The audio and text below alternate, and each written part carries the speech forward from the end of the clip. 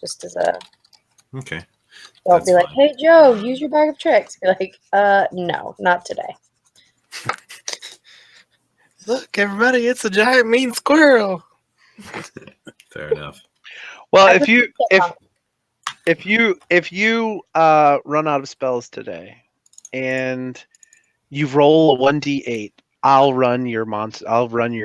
And you just say where you want to throw it. I can run the creature for you. Okay. Okay. Well, I just panic, I think, a little too much about making sure that I'm doing everything correctly and efficiently. No worries. I'm slightly high maintenance that way. All right, we are live. I'm going to reload real quick here before I start saying anything real.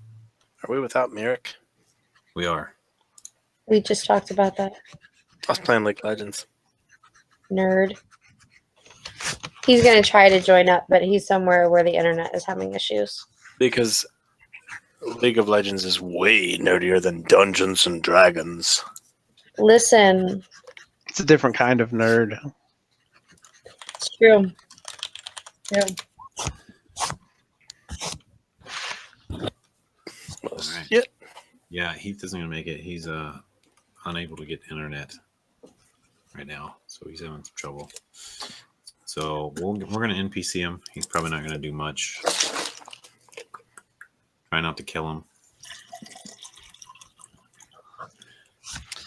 That would be sweet revenge. I still remember Wilbur. It's only been 13 years. But I will take the initiative of NPCing him enough for him to realize, hey, this chuul has some spell components that I could use. And he starts digging in there with you, where you're getting those poisons. A troll? Chuul, this crab. Oh, I was like, wait. Where did the troll come from? He's been trolling us the whole time. Oh. All right. So, where we left off last time, you guys had just killed this giant chuul and grabbed a chest that it seemed to be guarding and got some fat loot. And Heath is trying to get on, so he may or may not make it. We're just going to have to roll with it as far as he goes. But you guys it's all you. Right now, you're deep in this dungeon. Things are pretty silent.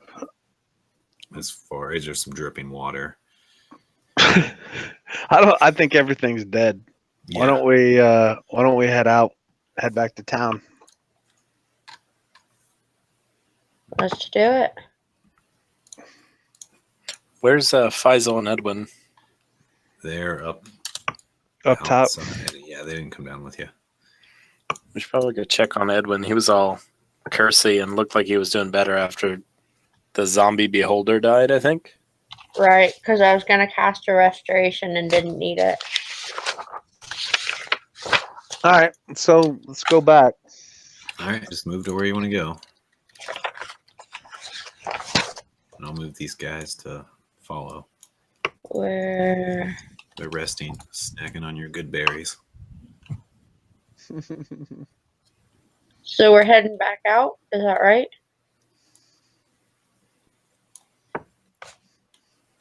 Yep, plan a little follow the leader. Okay, I'll move Heath Bob here. If I can grab him, there he is. Ploop. Okay, there we go.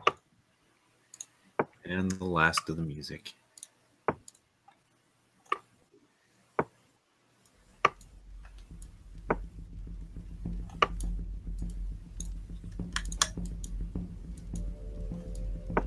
Alright, out you go. As you near the door, there's no door, it's just an open cave. As you near the entrance/exit, you begin to hear the sounds of heavy rain, thunder. flashes of lightning emerge into your eyesight. And it's hard to see. It happens to be nighttime out there right now. It looks pretty much the same as before. You are on a very, very rocky coast. There's a lot of jagged rocks. There's a pretty obvious path in one area, but it is coming down hard. It is you get soaked immediately as soon as you go out there. If you go out there, Well, what do you guys want to do? You want to wait until the rain slows down? And I mean, we got to take the rowboat back out to the ship, right? Is that what we're doing? We're not going to be able to take a little rowboat when the water's this rough. I'll ask the people that can do magic. Like, do you have anything that can control the weather? Oh, as it always says, no, nothing that powerful. Not today. I don't think. I have no idea what Mirror casts. No. Let's see. He's got Frost. Mage hand.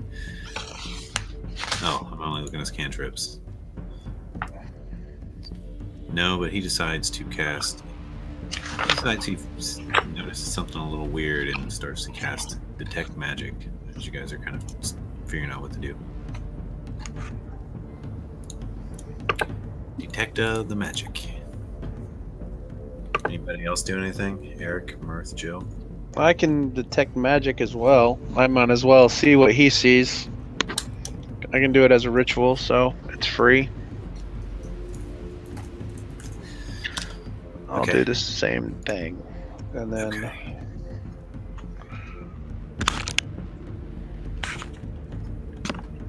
Okay, as you finish casting it, you guys both notice that there's a light aura of magic. It's almost like a path exiting out of this dungeon and out to sea.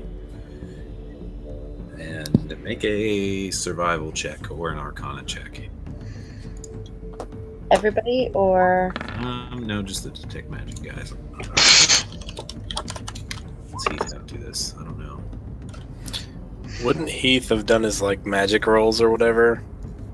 Oh snap! It's Heath. Probably.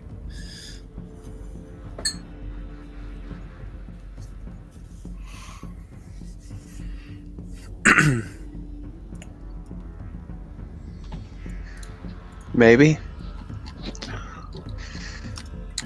Let's see.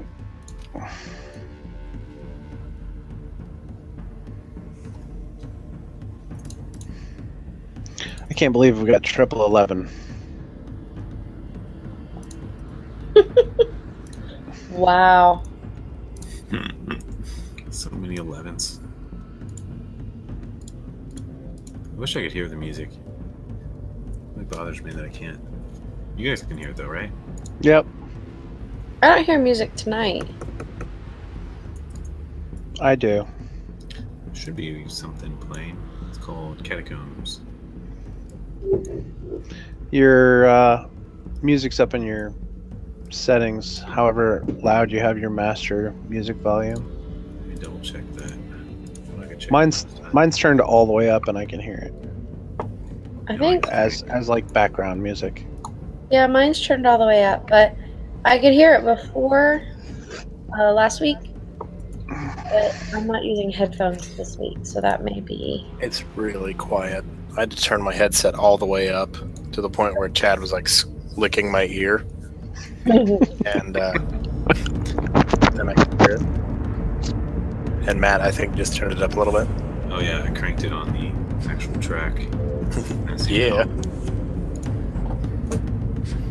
All the way up to 11. Yeah.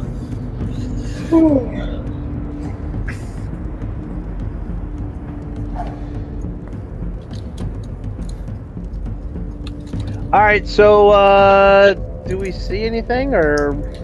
No. Okay. Hey, It's hard to there's see. There's like a magic path looking thing out into the water. You guys want to? I don't know. Walk on it. Do you think See what happens? Do you think that maybe it's that bad guy that we fought running away? Maybe. Now that Eric puts that thought into your head, your roll becomes better. And yeah, you think it probably is. And you feel like maybe this storm is something he caused. Maybe he's trying to cover his tracks. Maybe. I don't know. You want to? I mean. Well, he should have done something better than a storm to cover his magic fart cloud or whatever.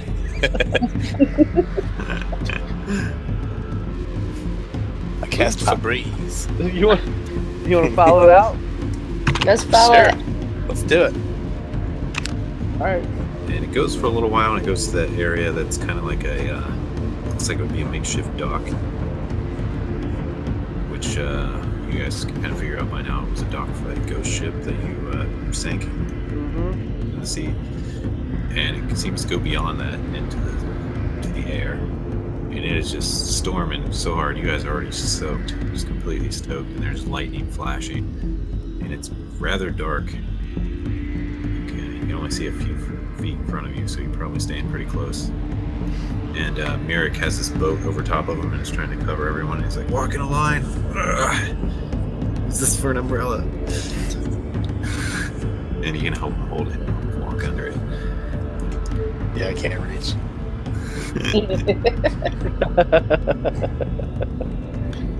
Well, if this is like magic rain, do any of the magic people have the ability to counter it or make it go away? I did not take destroy water today. Nothing. It doesn't seem to have anything either. All right. I can hit it.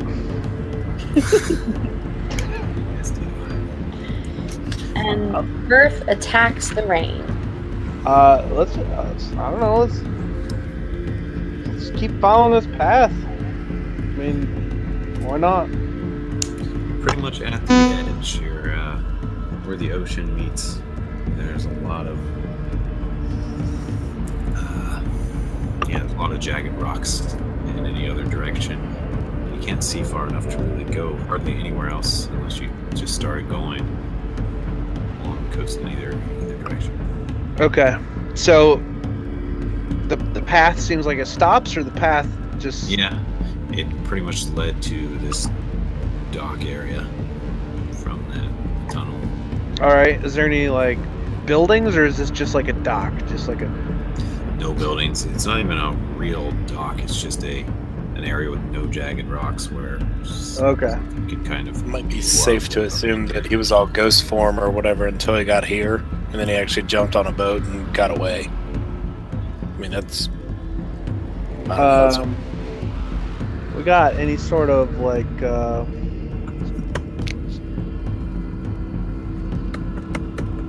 And apparently he can hear us and everything. But we don't see his video.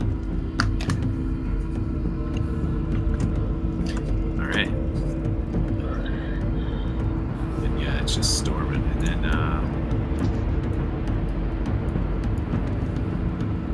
make a perception check. You want that from everybody? Yep. All of you guys out there. Make one fire.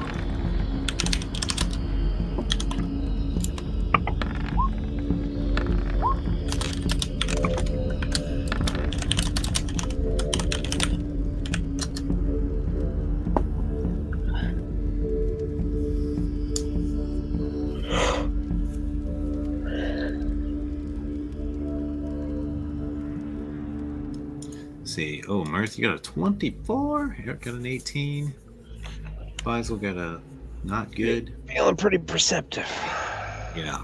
You notice the rain is hitting the water super hard, but you can see one area right by the shore start to bubble up, just like crazy. And it's making it's like these huge bubbles just out of the water, like not even a foot from from some of the rocks kind of to the left side if you're looking out. And then you notice a tentacle, like this big black tentacle, just shoot up out of the water. And it like clings onto one of the rocks and starts, looks like pulling up something. Oh, You may want to run away. And let's see, who else is good? Eric, you notice it too once it hits the rock. Joe, you're not really, unless they point it out, you don't see it. Faisal doesn't seem to notice at all. He's just looking out like, ah.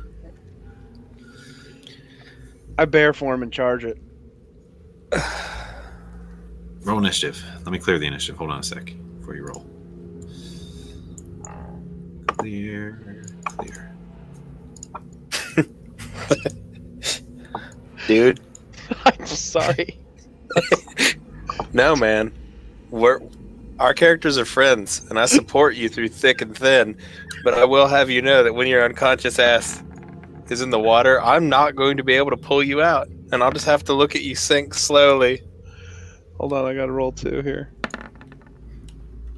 All right, I got a 13.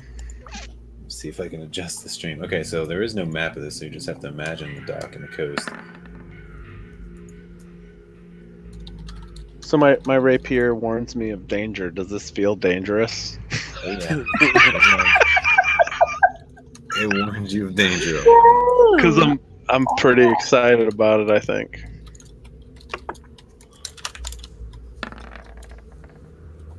Well, thing got a 0, apparently. Oh, I did that one thing wrong. Okay, there. So I got a 6. Oh, you did ++. Cheating. Hex. You gotta change mine to a 13. Okay. Oh, I can. Huh. Nice. Okay. I gotta give a shout out to Dungeon Arts for providing this dungeon map. Whoever they are, thanks, dudes. Got to give a shout out to Piracy for acquiring this map. Thanks, Ingenuity. I'm just kidding. So he can't see the updated map, but he can see the tentacle monster. I don't see the tentacle. Are we out in the God. water now, or are we just No, you're more like you're on the on the coast. shore headed toward it, right? Okay. Yeah. You're about. The thing is, like, But we're not gonna have a map of that. No, there's no map of it. I mean, I can Okay. draw you a quick one if you like. Nah, it's. I mean, Okay. But yeah, it's Whoa. entirely necessary. There's not going to be a lot of big movement. I don't. that is an octopus.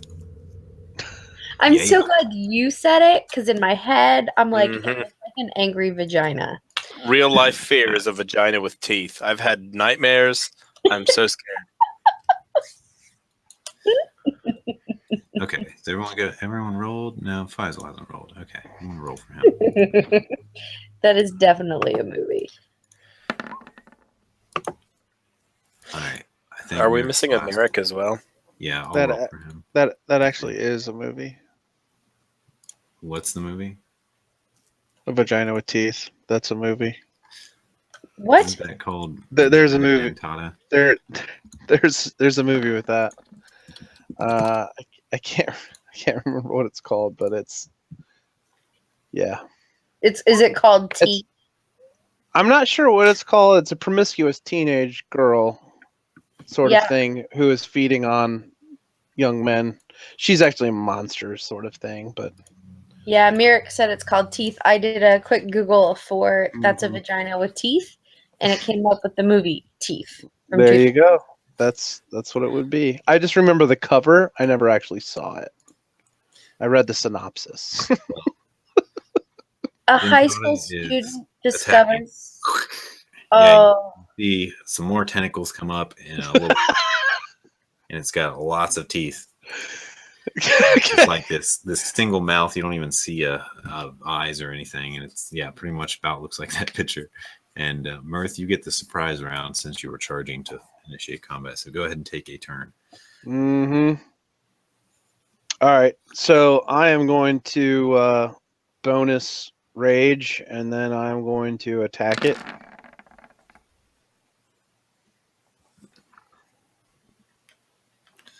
Okay, rage attack. You Do I roll it. get advantage since it's flat-footed, since it hasn't moved yet? Yep.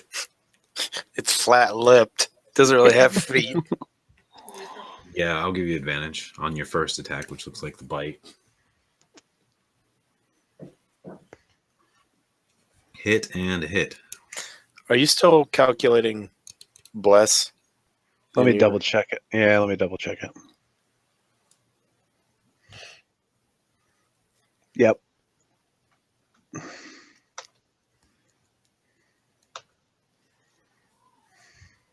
I took it out. Okay, so you got a 17 and a 16, which are both hits on this thing, and it's just on the edge of the water, so you have to like get your front paws into the water a tiny bit, and I'm not scared. I'm a bear. all right, Angry bear. that's a hefty amount of damage. Eric, you're next. Ugh. So I'm going to start making my way towards this thing, pulling out both blades. The real fancy one, I'll do like a roll, grab it with my wrist because I got to do something awesome. How big is this thing? I don't even care how big the mouth hole is. Like, I care about how big the Eric grabbing arms are. Yeah, I was on mute. Yeah. Yeah, you were. He was like, the I was like, ooh, he's not even talking. It's big. tentacles Real are like big. as big as a halfling waist. They're pretty massive, and yeah, its mouth is about as big as a human head, if not bigger. And there's this bunch of sharp teeth. okay. It's as far as you tell, rather large. Looks like a lot of it is still underwater. Yeah. So, as I'm running towards this thing, I'm going to grin and I'm going to yell over my shoulder to Mirik. Be like, hey, is your magic boat impermeable to teeth? Because if so, you should throw it in there.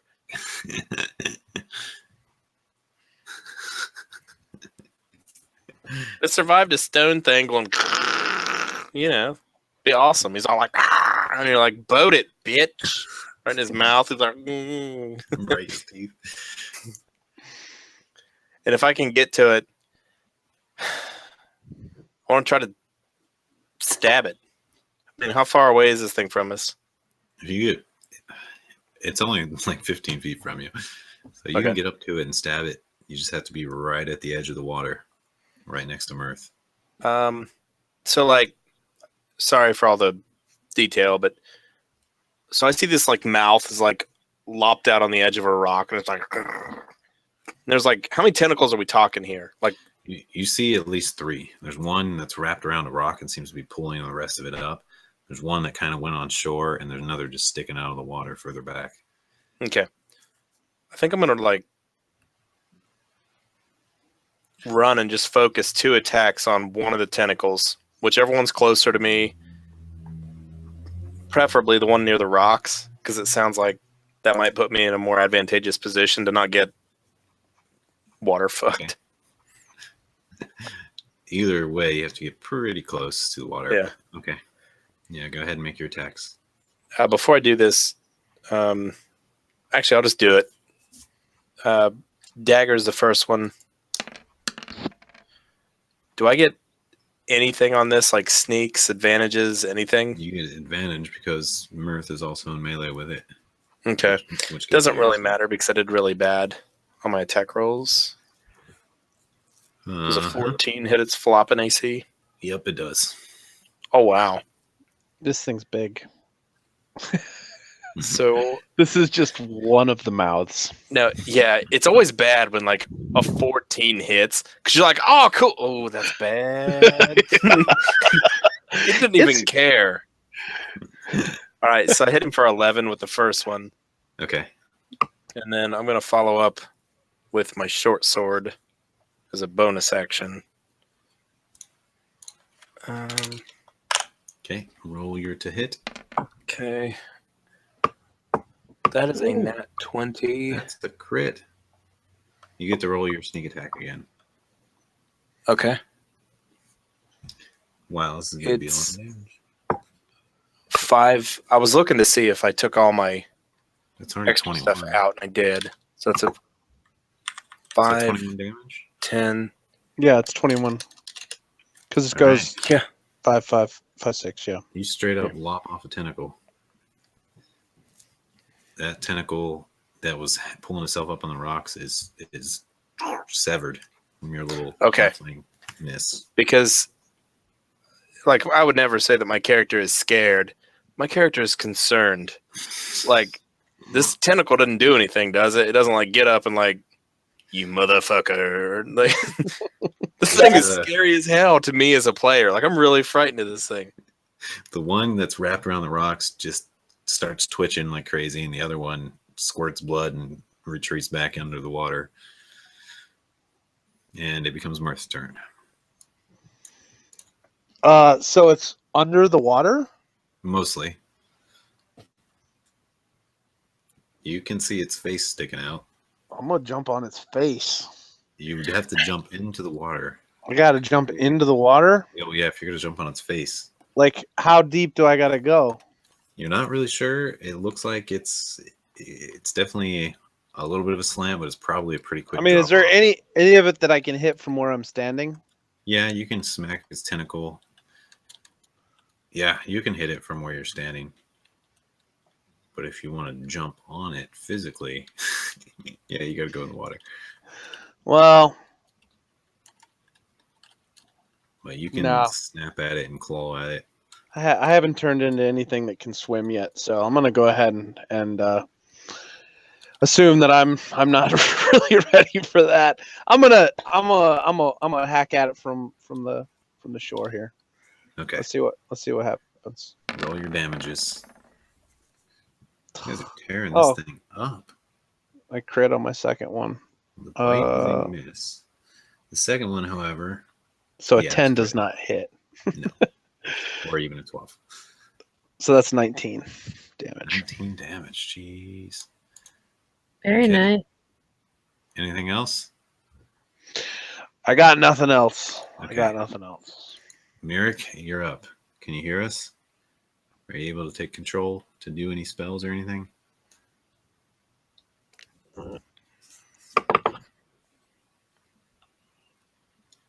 We got a maybe. That's a good sign. Hooray for partial internet.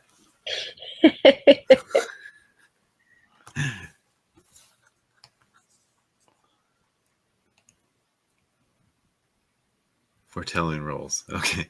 Yeah. Do it. All right.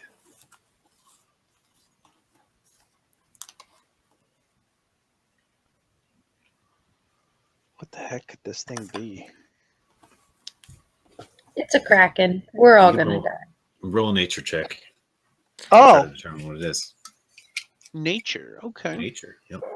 Roll a nature check. He mentioned a kraken last week. I remember. It was about 14 seconds after I had a mystery boner, and I'm like, kraken. Yep. Kraken, mine- open a beer. I love that nature's int. That's fantastic. Kit. I hate nature. Even though I'm a freaking druid, my survival's amazing. I can last in nature. I just can't remember anything about it. Well, Yeah, she's so fickle. you She have no changes idea what all it the is. time. But Merrick casts a spell and ruins its day, apparently. Yeah, it's going to take some damage and be forced to run. Dissonant Nice. whispers. Unless it's immune. Why you gotta go be like that? Like, why you gotta put that evil on us?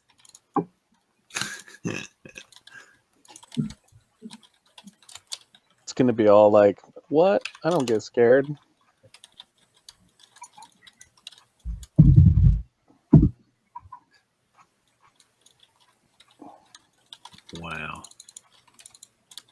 Oh, he's doing it at a second level?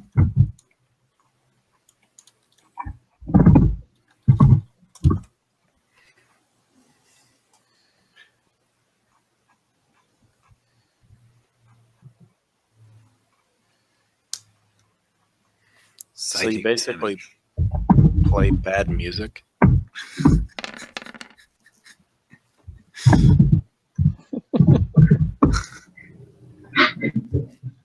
All right.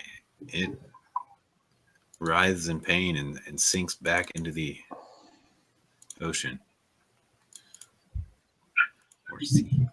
Very nice. Faisal doesn't do much. Joe, you get a turn. You can still see it starting to... It's just writhing in pain and looks like it's starting to move away, but you get a turn. 16? That hits 7. 7 piercing damage. All right, there's an arrow sticking out of its mouth. And for its turn, slightly bad. it runs. It sinks into the sea, and there's still a tentacle flopping or twitching around on the rocks.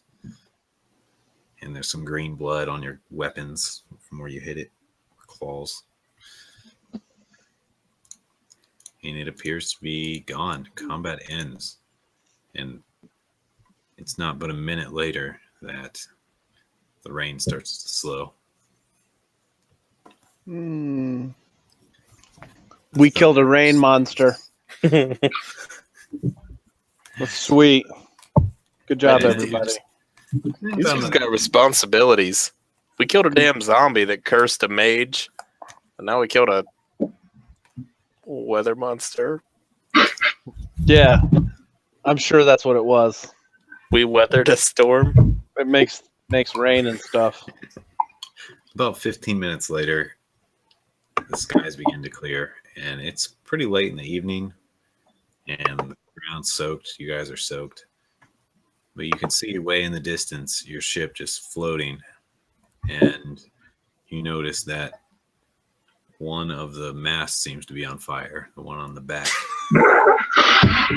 Only our ship could catch on fire in the middle of a fucking downpour. And the mast is like falling over. Hey, throw your boat out there. Let's get out there. It's the mast that holds the spanker, so its spanker is burning. Uh-oh. That's my favorite part. Let's get out there. Row our boat. Okay. Merrick lowers his boat, right? You guys get out, start rowing. Okay. And eventually you get to the boat. The crew is just frantically trying to put out this fire the rest of the way or contain it. It looks like that whole rear mast has been struck by lightning, and two of the things are burning. The cloth things that I can't remember the name of. Sails. Nails. Yeah, those. Two of the sails are. So you can pretty much remember destroyed. spanker, but you can't remember sail? Yeah, that's the important one to me. Okay. Like, I just had to Google spanker. I'm like, please tell me he made that up. And sadly, it's a real thing. The spanker and the poop deck, that's the only parts that are important on a boat. Bye. Whoa. All right, you guys get to it without much trouble after it clears up and back on there.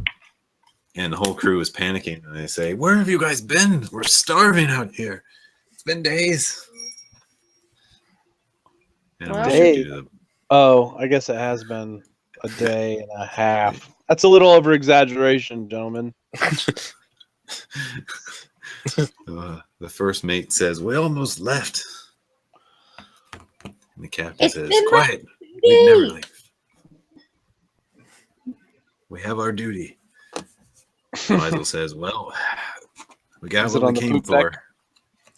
And on the duty.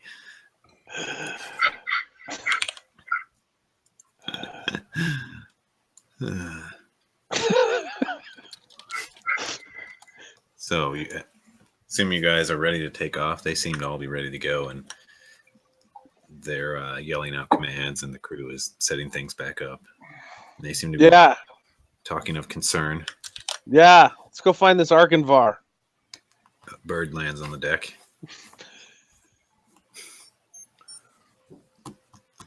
Are we got to take this guy home or what? What are we doing? We're taking that guy home. Taking Edwin back. Can we come back out? I still never found that Arkanvar, I don't think. Back out? Well, maybe. We got to the find that captain says, shark man. we need to get back. We're behind schedule here. All right. And the ship is in desperate need of repairs. We've been shot by cannons. We've got front end damage. Our spanker's shot. This could take weeks to repair. Oh God! There's no way you guys get paid good. Like, your spanker's shot? Really? Yeah, that's the rear sail. Yeah. See that? No, I'm not mast down? questioning the validity of a nautical terminology, but it just Helps guide it. Are you trying to say that the ship has blown its load? It needs to go back to port and take a rest? That's one way of putting it. Look, we're going to have to get the carpenters on this. We're going to take this to the repair dock. It's going to cost us hundreds, thousands of gold to get this repaired and back up to shape. Luckily, we haven't used it in 10 years or so, hopefully it'll be ready by the next time we need it. I'm going to look at the captain with a real serious face and be like, we set out on a mission to rescue Edwin, and we have succeeded. We have done our part. We have fought weird things and slimy things and dead things and giant statues and like giant crabs. So I need a vote of confidence from you that you'll be able to drive this bucket of bolts back to port. And a rain monster. I forgot about the rain monster. Good call. Mm-hmm. Seriously, buddy. Like, I have every ounce of me of faith in you. You can do this. And I know that there's someone on here that's probably taller than me that can run around and repair this ship. You guys can do this. Don't worry. We've got it. As long as we don't run into any more dragons or ghost ships or rain monsters. Is that what that was? Yeah. Made it rain. It's Like, nasty. look, first mate says, the cabin boy says he saw something. You better talk to him. And, he's up in the crow's nest. And someone yells for him. Now, I got to ask this as a player, I'm not super hip on ships and stuff. Is the crow's nest the same? Is it at the top of the sail that is currently on fire? No, it's the top of the center mast. Yeah. I thought that could be fun. You're just like sitting there waiting and you some quality semen here, Captain. Quality semen. Yeah, you get anything pregnant. All right, he comes down from the crow's nest. And he's got this look of fright in his eyes. And he addresses you guys. He says, I saw it just before the rain came. A streak across the sky. What was it? At first, I thought it was a bird. And then I thought it was an airship.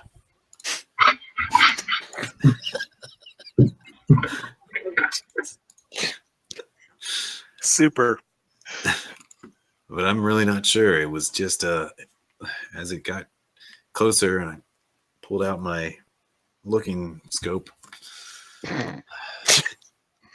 it was very high in the sky, and there was a purple trail behind it. And it was just shortly after that the rain started coming down, and that's when we lost our spanker. Do you know which way he went? Because remember all that bad stuff I was talking about we were fighting? That was one of them. Mm-hmm. That was one of them? Yeah.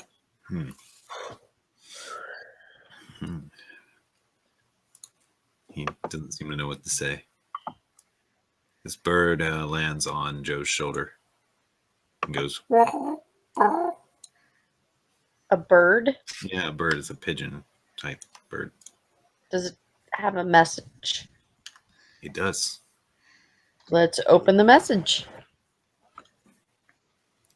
All right. It says, it seems to be from someone you know. It's basically the old temple leader from Westgate. He says, it says, Joe, I hope you find this well. I hope this finds you well.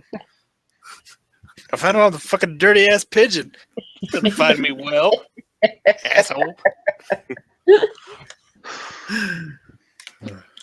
And hold on a sec.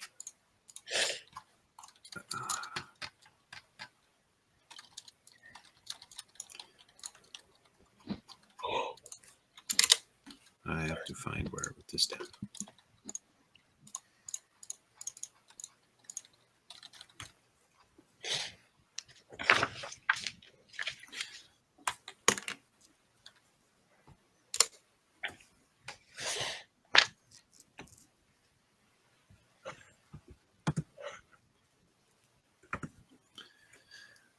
Okay, it basically says that it's from your old temple leader, who remains unnamed at this time, but he does have a name. I just don't have it made up. So I'll make it up later. Or you can make it up if you want. That's fine. But it's from where you grew up in Westgate, someone you know very well. And it mentions that they haven't seen you in a long time. And Kalen said, they said, they basically heard from Kalen, and he said he saw you in Suzail. And it asked for you to visit back sometime before too long. It's basically what it says.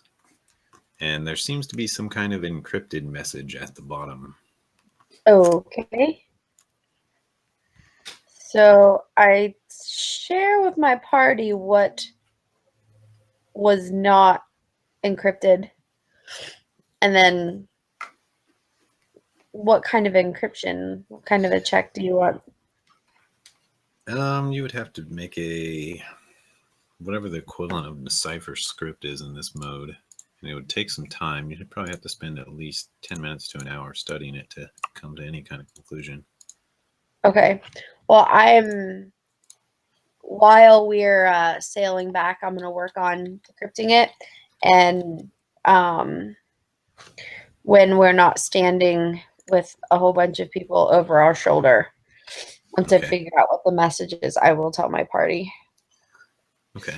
And it looks like you've acquired a new pet, as it seems to be sticking by your side until you return a message or something, or send it off. Sweet.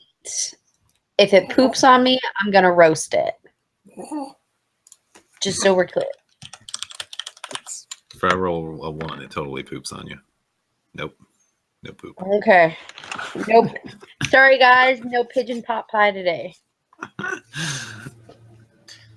Okay. So, yeah, I'm thinking Josh is probably right with an investigation. I have investigation. I have perception. Those would be my two possible roles.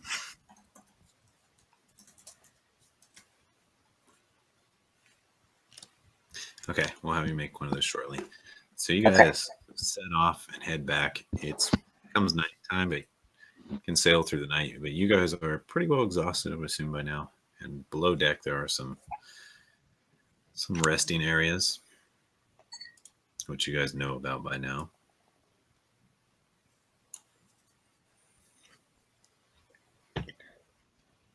Mostly in the crew room. And the captain's room is more of a crew room, too. There's no... He only takes up a big portion of it. There's some other main crew in there, like the first mate. I'm going to go to bed.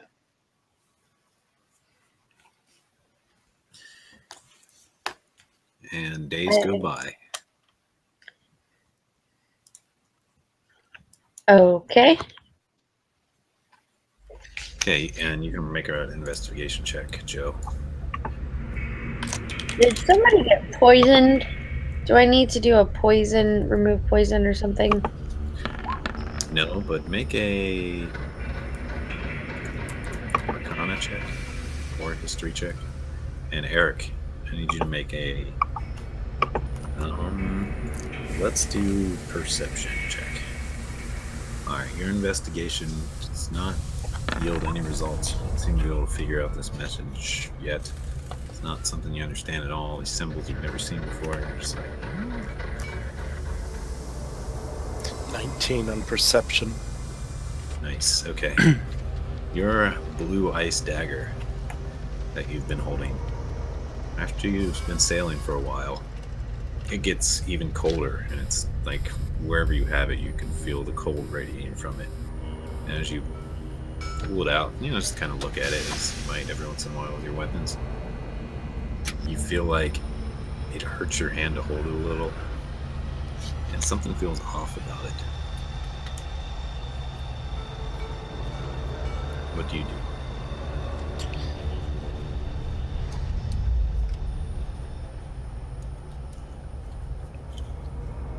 Okay. So I'm in my bedroom, playing with my dagger. And I can totally see my character doing this because he frequently flips his blades around. You said it hurts my hand, so It's always ice cold. But Yeah, it yeah. seems though you're colder, and something else about it is radiating. And you're not even sure what it is. It's more than just. now are you talking about like maybe if I touch the blade, it hurts my hand, or just like the actual dagger hilt or whatever that's called? Even the hilt? It's it doesn't so much as hurt as it's unsettling. Okay. Is it so let's talk about unsettling. Is it like I'm kind of creeped out by holding this thing, or like a Yeah, basically, you get a slight feeling of dread just from holding it. It like almost scares you. It does scare you, just a smidge. Not enough to have to drop it or anything. You can still consciously decide what you want to do with it. So basically, I found Frostmourn's little brother, Chill Prick. Is that what you're saying?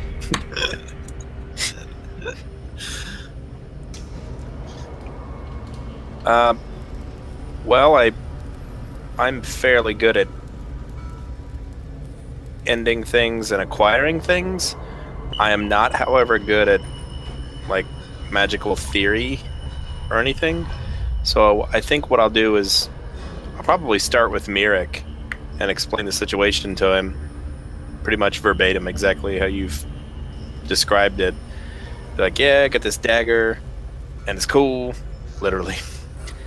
But as we've been out to sea for a while, I don't know, man. Something's not right about it. It just really is kind of creeping me out a little bit. Can you maybe look at it and see if there's something going on with it, maybe? So, yeah, you hand it over to Merrick. Merrick, you definitely feel something off about it, and make an Arcana check. And I assume you're going to cast Detect Magic on it too. You have plenty of time to throw this ship. That is good enough. Alright, you determine that it houses a curse. And it's some kind of curse that you're not exactly sure what it does, but it's definitely a dreadful curse, and it is giving away your location. You can detect the divination coming out of it. Or am I saying the right type? Yeah. Oh, Merrick. This terrifies you, knowing what dropped that dagger. Probably terrifies the rest of you guys too, but that's up to you guys. Whether you're scared or not. Ultimately. Yeah, this was the dagger that Athun was holding when you knocked. So can you hear me? Yes. Ooh, awesome. Yeah, so I'll say that back to you. The dagger's cursed, and I'm kind of creeped out by it. Want to hold it again? Yeah, for now. So, I think I'm gonna go talk to Edwin, maybe? Okay. Edwin's resting. And you can talk to him if you want, though. He's conscious.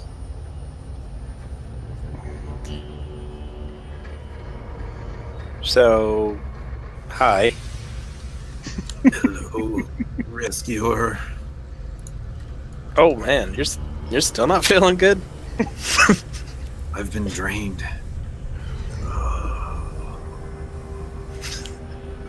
Was it the spanker? Jesus.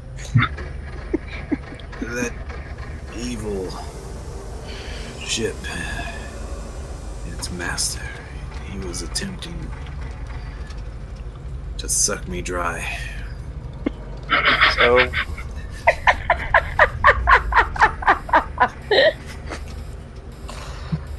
Can you hand me that glass of water? like, sure.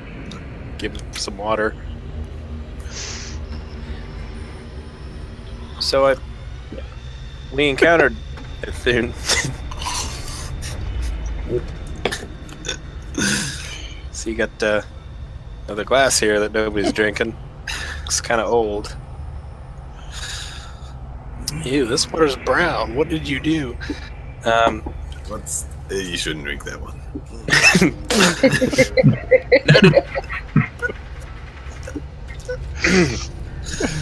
Kiss a guess. God. Well, you know, Stinky old man. I haven't been able to stand very well. Noted. All seriousness, so we found a dagger off of Faerun and had Mirek look at it, and he said he thinks it's cursed and it's giving away our location to someone, and we're assuming a Thun. So he's probably coming back, maybe to finish what he started, or maybe just to get his dagger. So that... Somebody's echoing. Weird. Well,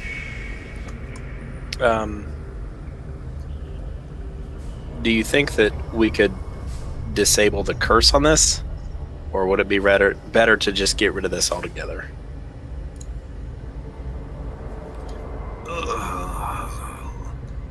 you want me to have a look?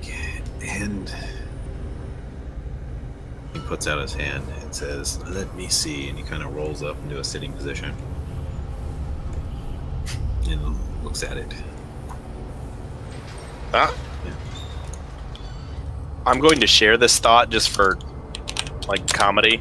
I'm not actually going to do anything, my character, but, like, in my head, I'm like, you know, I really hope this dagger doesn't fucking kill this guy. Like, hand him the dagger cautiously. Okay. He's not really too sure. He realizes it's very cold, and he doesn't seem to particularly enjoy holding it. But he gives it back rather quickly and says, "I'm not sure, but if you were powerful enough to rescue me, you should probably decide what to do with it." I'll, Make an int check. okay.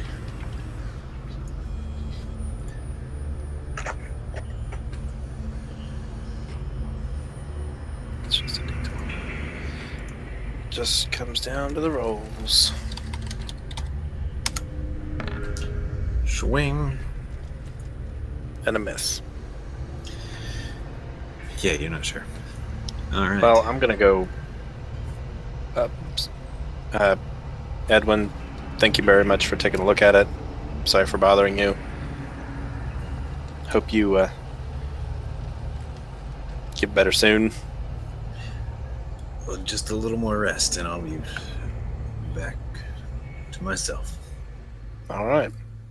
Have that big guy bring me some more of those good berries, would you? Yeah, sure. I'll get right on that. Thank you. I'm gonna go back to my bed and go to sleep. Fuck that guy. No, I'm just kidding.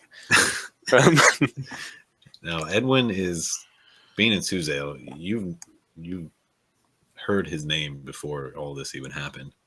He's a rather large figure in Suzail. Yeah, we're totally gonna help him out. I'm just being a little saucy. Gotcha. But I never really explained this before, although it's kind of common knowledge in Suzail. He's also he's basically one of the main leaders of Suzail. He's like one of the head mages. And he's, as far as power-wise, he is nearly king. Yeah, I was kind of hoping for being a king that he'd have like a anti-curse spell up his sleeve or something in that huge kingly spell book that he's got there. Things as big as me. But anyway. He's obviously not the king, but he pretty much was one of the main commanders of their army and the other mages, other high mages in Suzail. Cool. I'm going to go talk to Mirth. Just going to kind of zip around the ship and ask everybody to come together. I think we have a group decision to make. Okay. Matt, has any more days passed? Do I get another roll on deciphering this? Yeah, but just wait a sec. Make a religion check first. Okay. You'll see why in a second.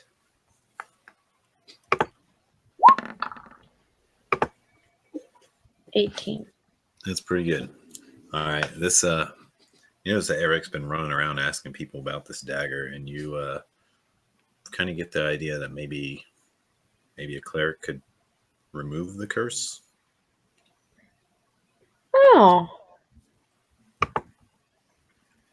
Okay. Where are we going to find a cleric? But you guys are all together. Third level spell. Sorry, guys. Not me.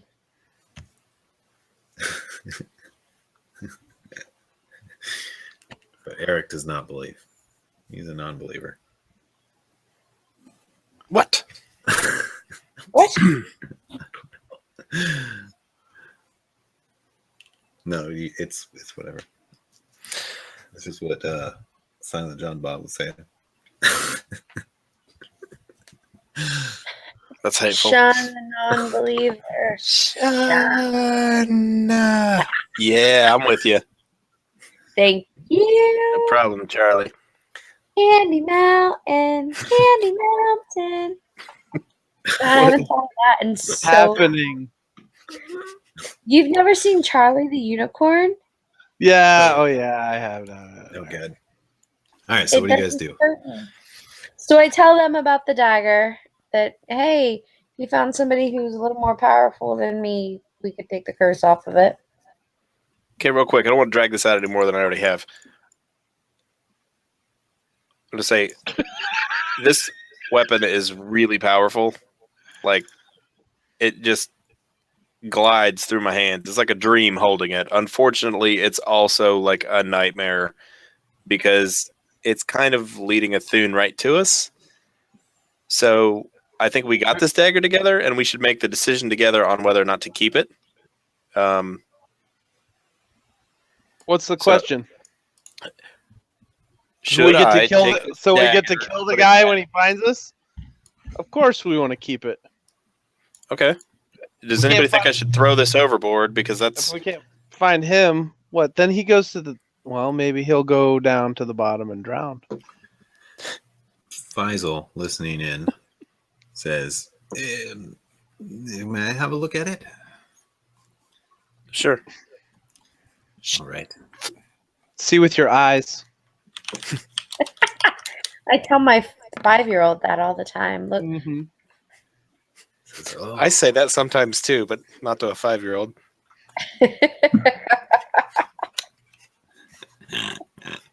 He seems very interested in it. He says, so this will lead him right to us, you say? And he kind of smiles a little. It's kind of the assumption. Smirk. We don't... Why are you smirking? That's weird. It's kind of creepy. Well, never mind. You can have it back. Yeah. No. You know, it's just I've never seen anyone like him before. The old one would be proud if I could maybe harness some of that power. Can I get any sort of like insight on this dude? Like, dude, can I tell if he's like A shady mofo? Yeah, is he evil? Can You I have- can I you roll have detect insight evil? on him? No, but I mean, like, I don't know.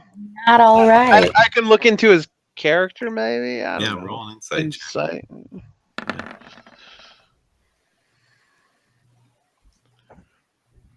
That's pretty decent. Yeah, it is. He's definitely a shady bastard, Mm. but he comes from royalty. Mm. You know that if you pushed him overboard or something, that it wouldn't look good on you. But yeah, you detect a lot of shadiness from him. He hasn't really done anything directly harmful, obviously, but something about him, you don't understand his motives fully. You think that he could be more or less evil. Well, he did help us find the guy, so He says, well,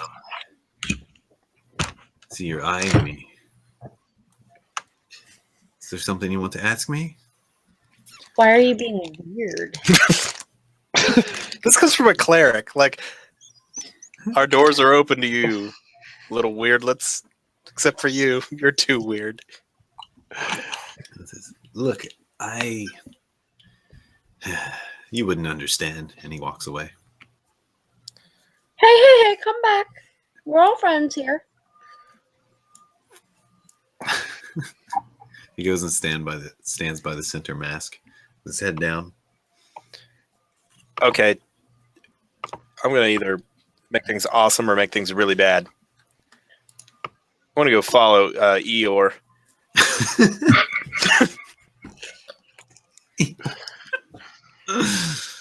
And with a really serious face, I'm where's my token? I'm gonna say, hey man, I get it. Like, I'm used to kind of not being part of the crowd either. You ever want to talk to somebody who's kind of used to being a loner? You know, I'm here, man. I get it. You did happen to mention something about this dagger that you're very interested in it. Like, anything you want to open up about that? Like, you know, just between us loners. Look, I don't want to get anybody hurt, but I'd like to seek him out again. I think you and I have similar motives there. There's nothing that I would enjoy more than putting this dagger right where it belongs, right in that guy's neck. Oh, no, you misunderstand. I don't want to hurt him. I want to learn from him. Does he have to be alive for you to learn from him? Probably. I need to talk with him. I need to get him on my side. Well, what's your side? I mean, am I on your side? I think so. You helped rescue my uncle. Yeah. So you must be. I'm not like the rest of my family. I had a brother once, an older brother. He was to inherit all the fortune of House Clarist. And now it comes down to me. All this on my shoulders. I don't want it. Oh, that's weird.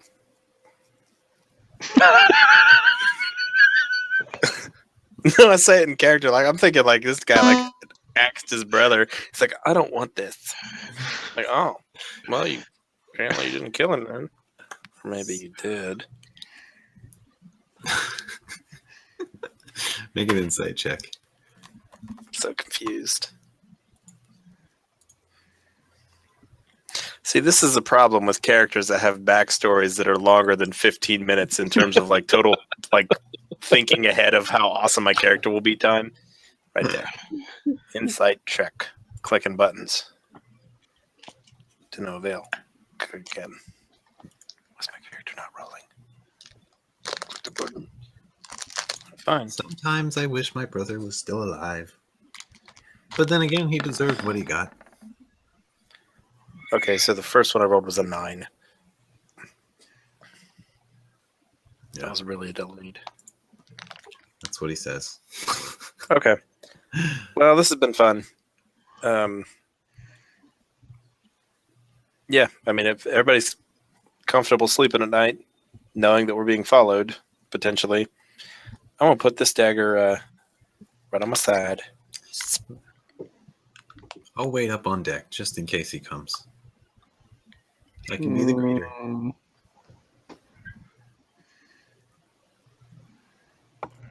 So, I don't what think is it about they this need- guy that you want to know? Like, do you want to be all gaseous and able to like float through walls and stuff? Yeah, that would be neat. But Well, no, couldn't Edmund teach you that? Like, he's a He big was important trying. mage. I didn't quite understand that kind of magic. I have my own methods. And I'm being taught by someone else. Someone more powerful than Edwin. But I think this Athun person, he could lead me in the right direction. Just gotta find a way to get away from my family. If they would just leave me alone, I could go, do all this on my own. Or maybe join an adventuring party like you guys. Well, I mean, we all have the ability to make our own choices. I suppose I'll think on it. You're a very kind little guy. Well, thanks, mate. He walks over to the upper deck, starts just looking out to sea.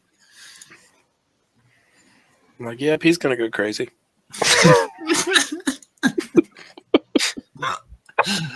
This was a suicide chat that did not go well. And I'm not trying to poke fun at that. It's what my character thought of. That's fine. So it's about this time the cook comes up and he's got some boiled fish and some lemons from somewhere.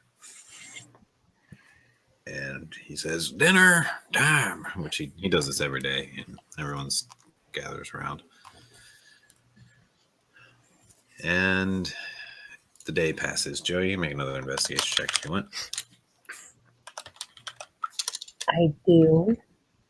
Okay, go ahead and make one. Oh, come on. You got nothing. Okay, day 3. And if you guys want to do anything on these days, just let me know. Because I'm going to start making them go by a little bit faster now. I want to do my investigation check every day. Okay, do it again. As you study and study and study this encrypted note. Can I go figure out what Joe's doing? Because she's been gone a lot, and she's more the Etch-a-Sketch type. It's like run around and ask everybody questions. I mean, you can talk to her, yeah. She's studying like usual, though. But apparently the same thing. At this point, Joe's hair is doing this, and there are piles of it laying around. I saw this once at the end of Warcraft 3. She's turned into a Death Knight. I know what I have to do. All right, 14. You're starting to make some sense of this out of the 14. Okay. It's basically talking about there being an upset between the borders, and that you're supposed to see some certain person in Suzail,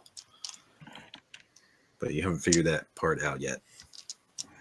Okay. Hey, let me take a look.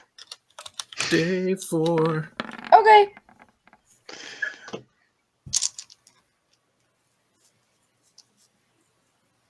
I was hoping for like a crit. That would have been bomb. Oh, yeah, he comes in like, get us looking at it the wrong way. Look! You gotta turn it upside down. Yeah. See, you look out through a glass upside down, and it's totally right. That's it. I spit tea all over my screen. All right. Figure it out.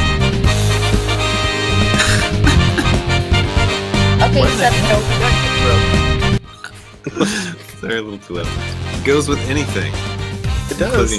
Including figuring out encrypted notes. Is this the love boat? No, this is the Guile theme, dude. Mirth. All gamer credits totally just deposited into a bank of pussy. You suck.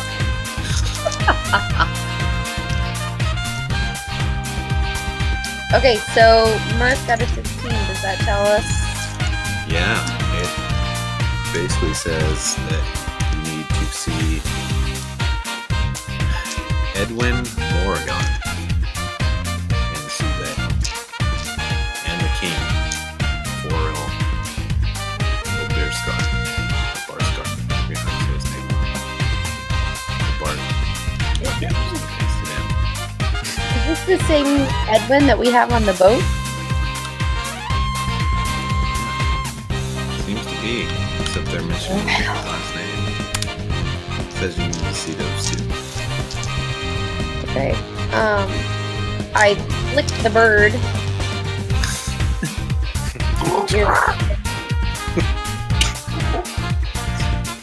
And I go and sit and have a chat with Edwin. Okay.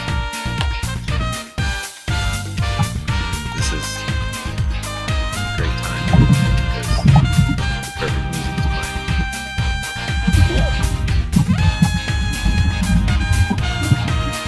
I call this the mariachi band version of the Guile theme. Like, You have to stop now. Alright. We'll go to this one.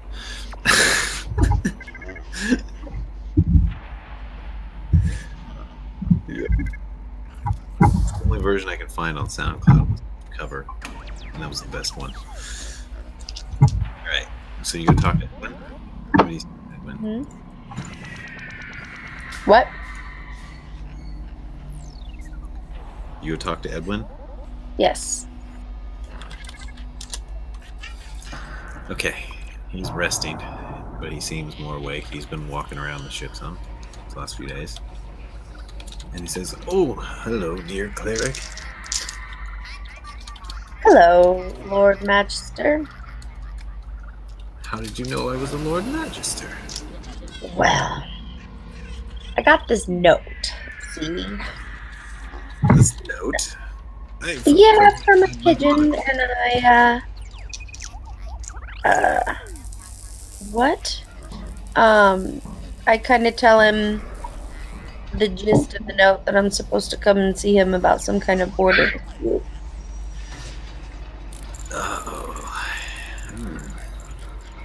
Well, I'm afraid I don't have any information for you at the moment, but I can tell you one strange thing. Look, when we were heading out to Faerun for my sister-in-law to marry that man and join the houses, well, the last thing we expected was to be ran into by a ghost ship. Took us by surprise, it did. I didn't even see it coming, and I see everything. I don't feel as though it were a mere coincidence. Okay. What makes you think that? Well,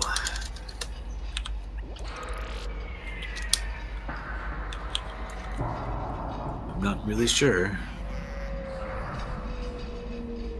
But he didn't seem to want to kill me. He killed everyone else. But not me. They just wanted to capture me. They were trying to get something out of me.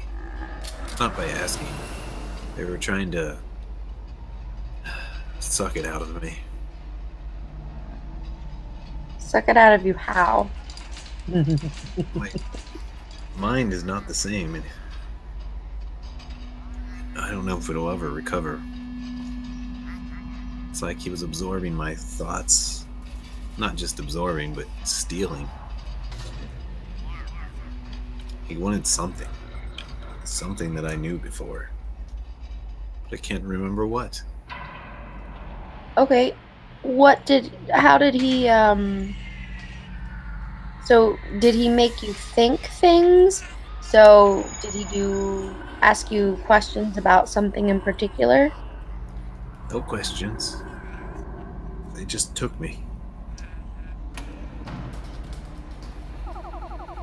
I'm just There were no questions. So were they sucking the things out of you? He was using some kind of magic. He had me hooked up to this device for a while. And then after that, he locked me in his room for days and haunted me with sounds and would squeeze me with some kind of ghostly power. And I could just feel my sanity going away. I don't know how much longer I would have lasted. Matt, can I get some kind of a roll to know if I've heard of anything like this? Yeah, I'll make a history roll.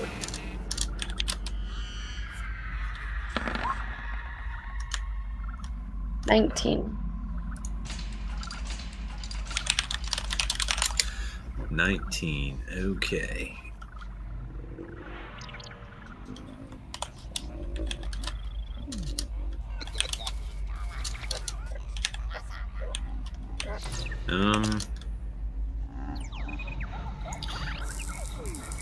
Feel like there's been a lot of crazy stuff going on with there's apparently a whole lot of chaos in these border countries, especially with Symbia.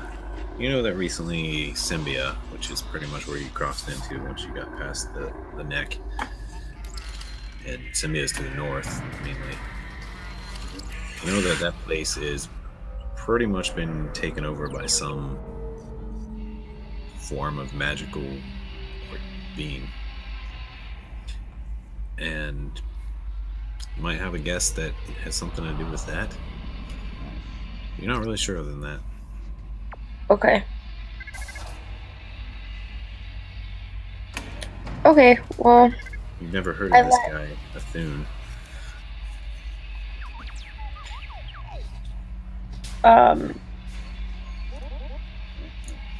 I'm gonna let Edwin go back to rest and go and talk to my party about what all is going on. See if we can piece together something.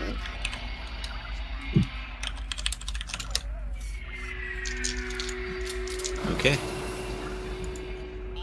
Days go by, and you can talk to them. Okay. Okay, Cynthia doesn't remember. Did we fight this Ethun guy? Or he was just gone?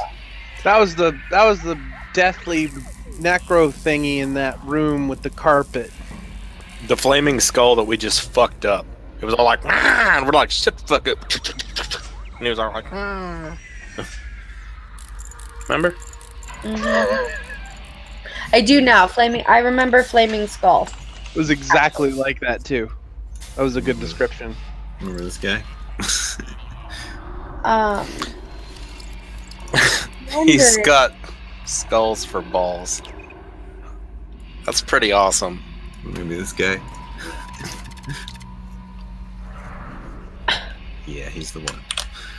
Okay, I'm wondering, and I want to make sure that this conversation is not being had in a way that we're being overheard by Faisal. I'm wondering who Faisal is training with and if he sold Edwin out for something.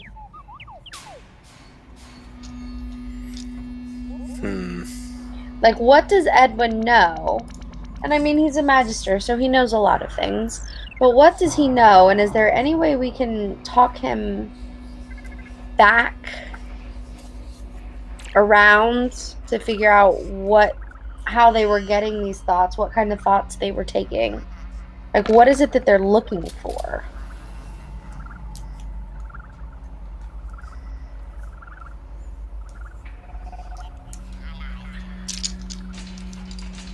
don't know. But Merrick seems to be having an idea. Can you talk? Yeah. Okay. So yeah, you think that whatever it is a little too powerful for the bag of holding to stop it. No. It might shorten its range though. Okay. Head over to Eric and mention that. Although I think he's off dealing with some bladder issues. No, he's back. Oh, cool. Yeah, you can't see our video. I don't think. Oops, nope. But yeah, I'm gonna tell him, hey Eric, I think we can make whoever's watching us maybe be less able to watch us by slipping this thing in the bag of holding. How much does that bag weigh? Bag of holding, I think it's 5 pounds. It's like always 5 pounds. Yep. Back at Merrick. Would you mind if I carry the bag then? Because without weapons, I don't really do anything. Sure. It is full of gold and other fat loot. How long would it take to get the dagger out of there? If we got into combat. Not too long if you left it on top. Not one of those things about a bag of holding. When you reach in, you instantly grab what you're looking for. Like, you don't have to dig. I don't know. I think that's the way it was in like 3.5 anyway. I know Yeah. that's how it is with Heward's have sack thing, but he has a sack. I don't know. All right. Here, let's test it. I'll put the dagger on the top, and I'll close the bag and shake it a little, open it back up, and see if I can just reach in without looking and grab the dagger. You managed to find it in 1d3 rounds. 2 rounds. So it takes you a few seconds.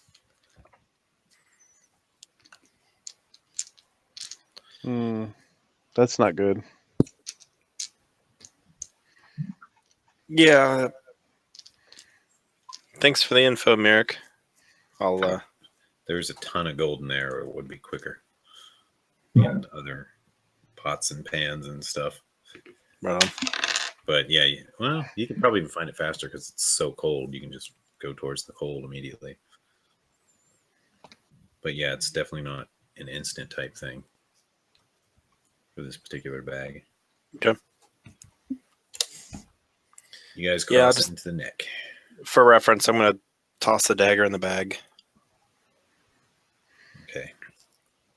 Some familiar guys stop you guys when you reach the neck. And they say, "Oh, you guys. Oh, this ship looks like she's in bad shape."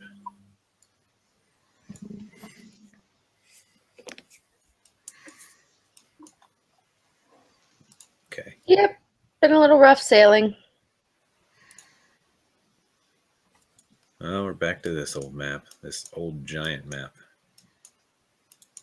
Jeez, takes forever to load even.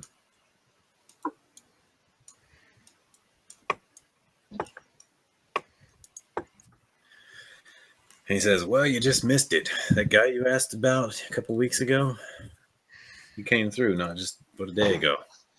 Scratch. You know which way he was headed? Which way he was headed? Same direction as you. We asked him where he was going, but he was pretty elusive. He wouldn't really say. He said, well, what were his words? Oh, just doing business. I'll be making a few stops, I think he said. Looked like he had a new crew.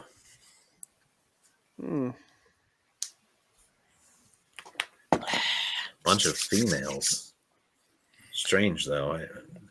They weren't. They're all short females. Are they worth the same amount of experience?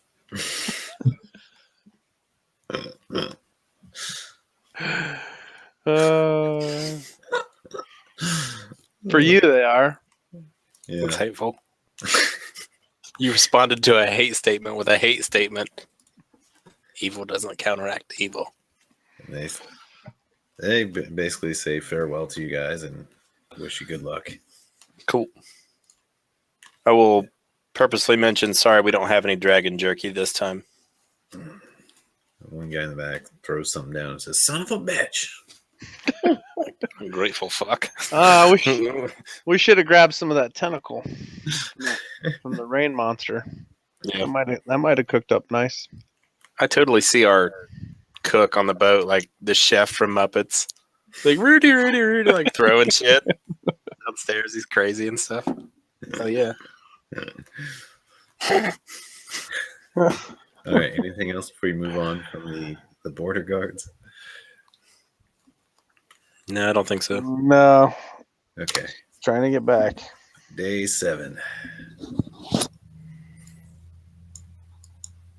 Like, just throwing this out there, Cynthia as a player is really freaked out by the fact that we're keeping track of the number of days. Like, somebody got bit and they're going to turn into a werewolf or some shit like that. That'd be Just awesome. Well, it's yeah. I'm not actually moving it proportionally very well. But day 10 happens. And in the morning, you guys see Suzail in the distance and arrive at the large port. I'm gonna go get my cloak and my disguise kit. And yeah, you guys are in tatters by now. Your clothes are dirty, they're burnt, and they've got slashes in them and holes and all that joyous stuff. And to just cut it short, basically, there's a lot of just the standard dock banter as they dock the ship and start getting it ready for repairs.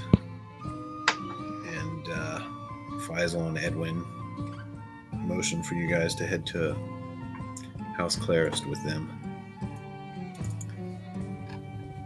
And there's someone else waiting at the docks too that seems to be waiting for you guys. This it's a dragonborn. He's pretty huge, and he's got a gold face and armor, and looks like he's a well-to-do guard.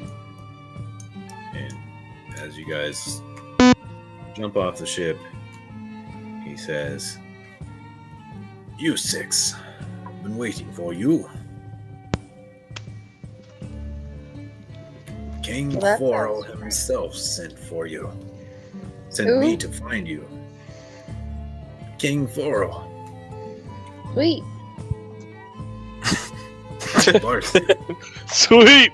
What up? I gotta go see him anyways. It's perfect. But We first, gotta go see him. we've got specific orders. Now, my name is Leodak. I'll be leading you around. The city has grown dangerous while you've been gone. What's going on? Well, it appears that there are assassins about all throughout this town now. There have been 2 attempts at the king's life, and several other nobles have been murdered in the streets while shopping. I'm to see to it that it doesn't happen to you guys, and Edwin specifically.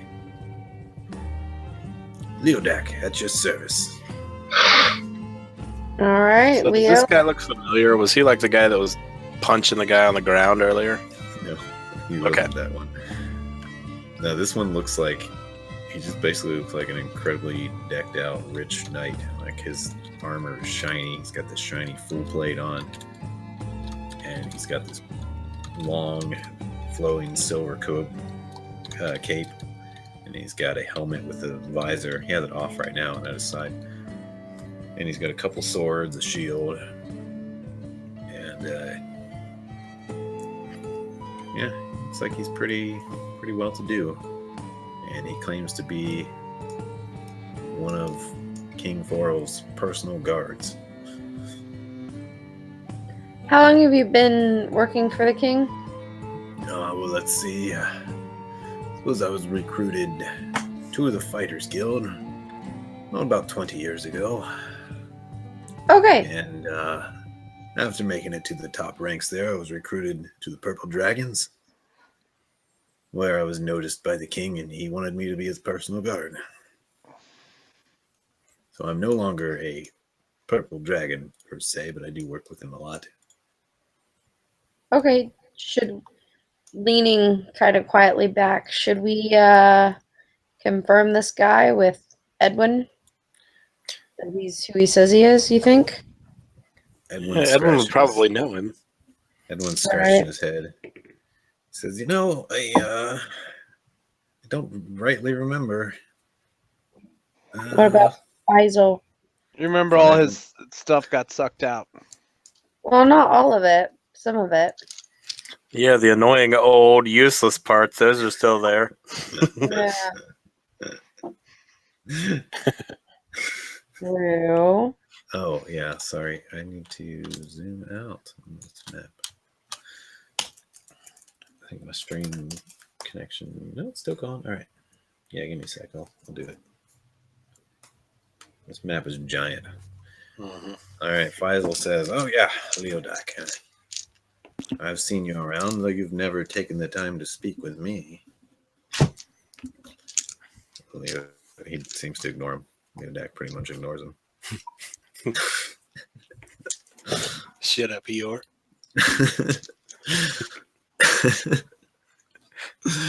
And he says, see what I mean? Oh. And Edwin says, I think I remember you. And Okay. the point that the Dragonborn says, look, if you don't trust me, well, you're going to have to. I have orders from the king. I don't know what else to do. Well, nope, we're cool. Let's do it. No, it's good. All right. First, we head back to House Clarist, and he leads you through the alleys, or through the main walkways, and you notice that there are noticeably less people and hustle and bustle about than usual. But yeah, you're a rather large band of 7 people walking through the city, and everybody moves for you, and you eventually get back up. Okay. Yeah, okay, I got the connection now. Up to House Clarist. There.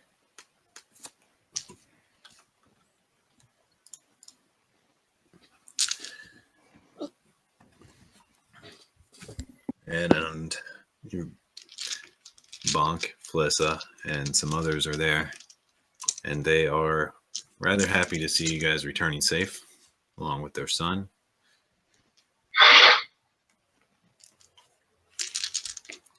And Prince Landra is also there. She's all dressed up fancy. I should probably close this crap. Okay.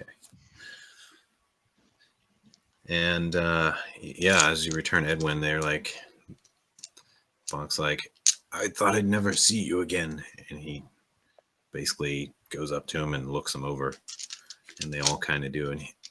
And Edwin says, I'm not the same anymore. And he says, what do you mean?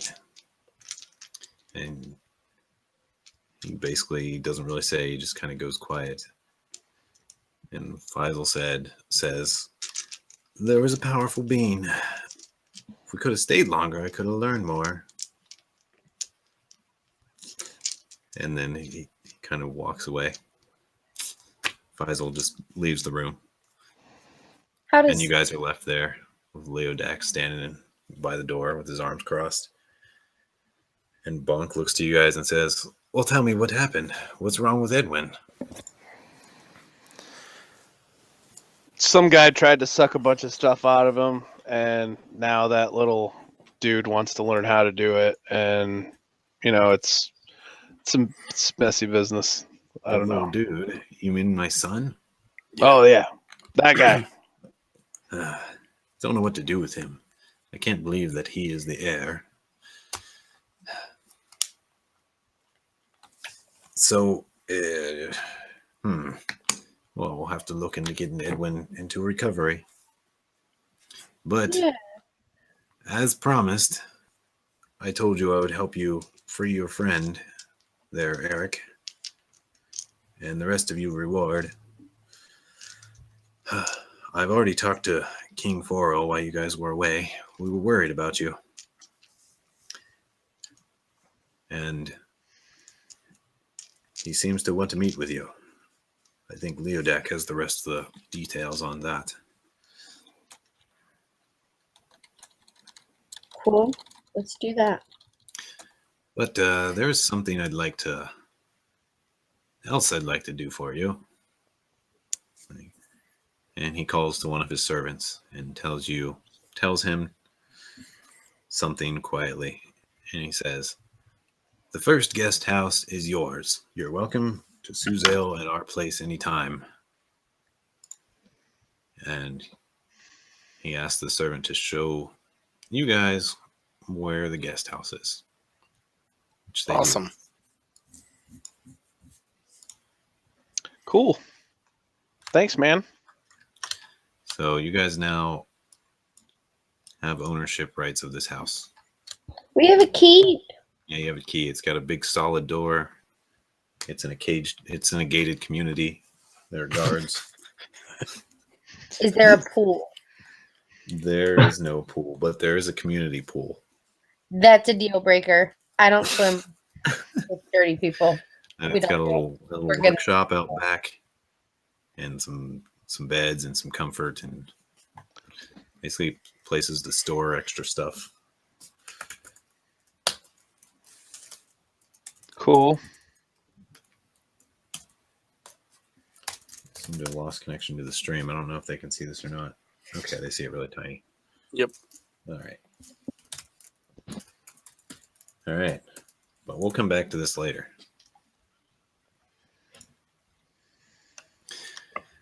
All right. The Leodak is with you Matt. guys. I have no idea what you've done, but you've created like a window effect. Whoa. Oh, nice. Oh, I'll fix that in a sec. I want to like get my nipple out and see how many of them I can see.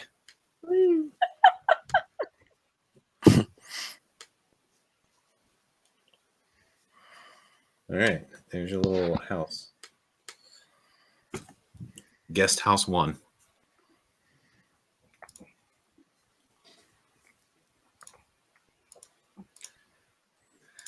Leodak kind of stands in the doorway and he says, "Well, tomorrow night there will be a banquet.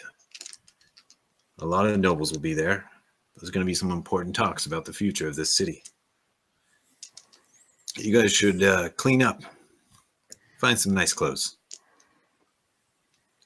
And, oh yeah, King Floral's really nervous about people having weapons, so it's best you show up without holding all those."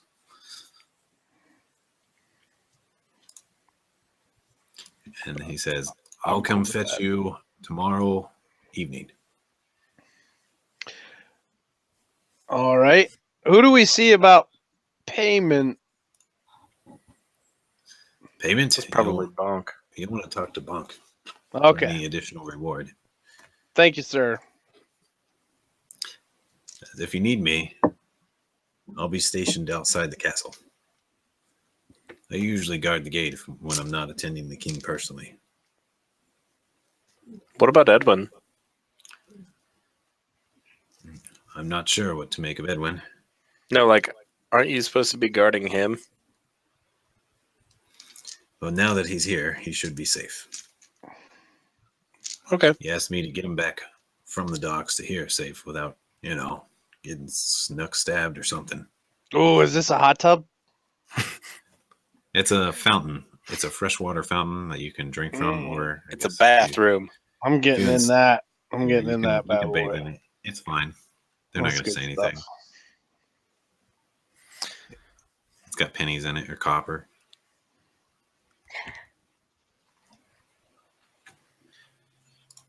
All right. And Has Leodak left? he's about to. He's basically checking with you guys, seeing if you need any last things before Nope. he leaves. Kind of bow nobly. Okay. Thank him for the escort. And as soon as he leaves, I'm like, yeah, I'm totally. We're going to take his bag of holding with all of our weapons. Like, I am not going in anywhere without my blades. That's crazy. How am I going to cut my steak if I don't have my weapons? This is an idiot. Oh. Just to empty out the bag of holding in one of the chests, and then put your knife in it. Well, And I don't need weapons. I'm good. I call one. this room. I call this one. This one's mine. Yeah, you guys calling rooms? Yeah. And there's also weapon racks right there. Each Nice. room's got a weapon rack. I'm gonna put my stupid club on it.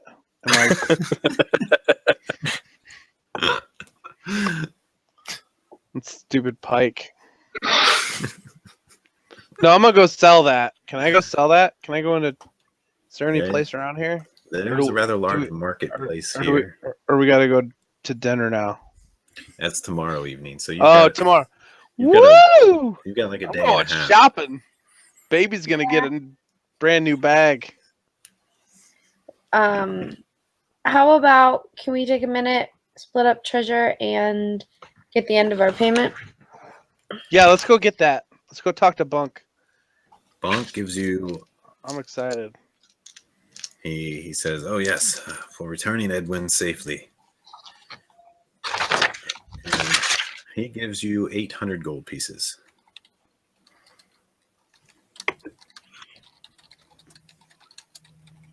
And he says, "And the guest house is yours until you abandon it. It is all yours." Hey, you gave them a bunch of fancy stuff to go on this mission. I never got anything because I was sick. I'm sorry, I have no more to give at this time. Mm. But let me check with one of our hunters. Hey, you got half of my fancy stuff there, Mr. Murph. I walked out with 2 potions. Half of your fancy That's a bear stuff. belly. Yeah, Hey, you got a bag that makes animals. that was part of the treasure. You gave me that. I know. I paid you back for your potion. I'm not worried about that, but you're growling over here like you think that. Mhm. Meanwhile, What am I gonna do with money? I'm gonna look at Mirth and I'm gonna be like, we can use money to buy lots of really cool things, and we have a lot of money. So if you'll give me a moment, I'll pass it out. Ooh, Cool. Okay. And yeah, all those gems you have, I think most of them are considered 50 gold pieces pretty much. They're worth 50 gold, except for the poor ones are worth 10 gold each.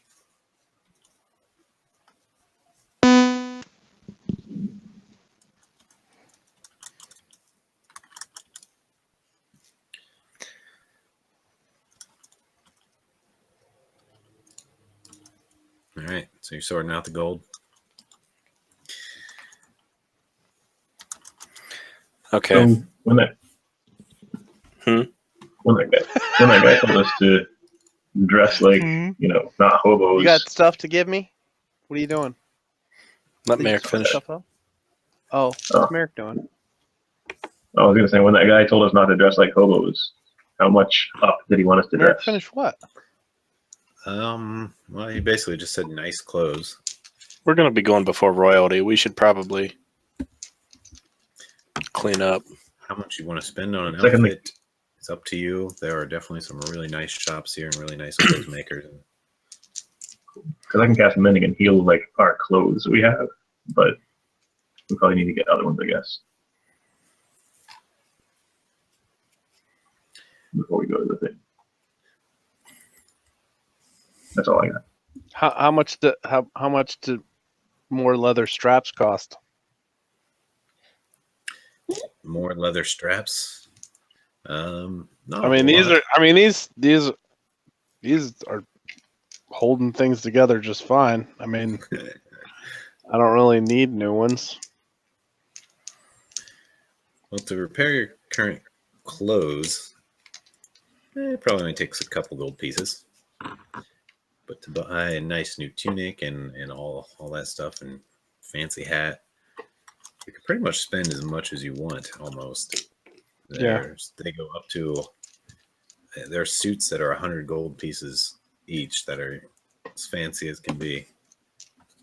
And there's also sets of clothes that are 50 gold or 25, and they fit them for you. They measure you. all that fun Um, stuff. One thing that I think might be worth mentioning, which is kind of contradictory to what I just said, is we're not noble people. We're adventurers. So, I mean, I don't plan on spending a ton on clothing that will make it to where I can't do what I'm good at, sneaking around, killing people.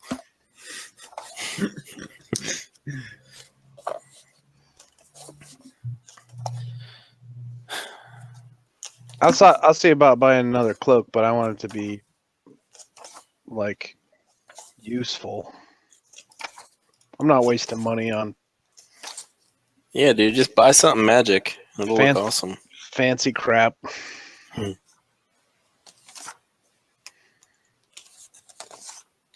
Okay.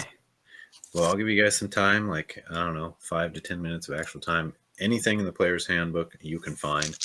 As far as magic items go, if you're looking for them, it's going to be a little harder. And there's a few available at shops if you browse through the day.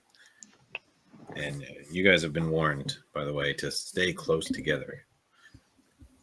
All right. Seems to be. What's the limitations on magic items? We'll tell you in a sec. There isn't exactly limitations. You can just only find very certain ones.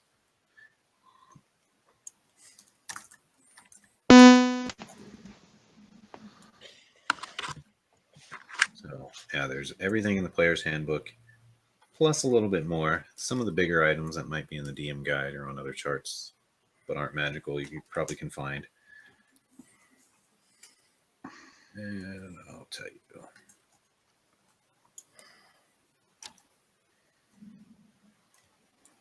And you can find most masterwork weapons as well. They're 300 gold each more than the regular price. And arrows as well. You can get masterwork. There's one vendor that seems to have something called a tentacle rod for sale. Other than that, you don't find anyone offering magic items. Can we attempt to sell the magical pike? You can attempt to sell it. And oh yeah, that hunter that Bonk mentioned does come back and he says, I found this on a beast. And I think you may have use of it. And he hands it to you, Mirth. It's an amulet of a claw. It looks like you wear. All right. And Put it on. okay. Don't wear it until you want to go nuts, because you rage endlessly while it's on. Like, oh crap.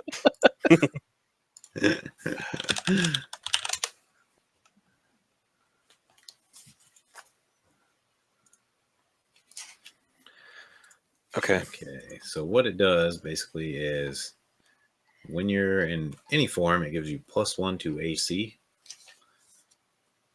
And it allows you to say very simple things while in animal form, although they're still a little distorted. But you can still say 2 to 3 to 4 words at a time in a kind of a dialect of your animal, but it's still legible in the common. Sweet. Pigeon.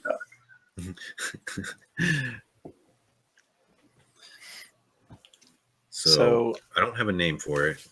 You can call it the whatever you want. Okay. But yeah, you call it the tooth and claw, man. Like, It's the whatever you want. Yep. Yeah. The hunter didn't have a name for it. He just said he found it, basically. Found this on a dead beast. Yep. +1. It's Mirth's Claw is what it is. That's the name of it. Okay. Let's go around the table. We'll start with Eric. How much money do we have? I just did a little bit of estimating. I took all the party loot money and gems out, except for the black gem, Merrick. You still have that? It's roughly 425 gold each. 425 each. That's not very much, is it? I thought we got No, that was something else. What about all the gems? That includes the gems, dude. I came up with about 1,700 gold. because there were a lot of gems. 25. But yeah, I guess the gold didn't come in that big of chunks. It was like 100 and 200 there, here and there.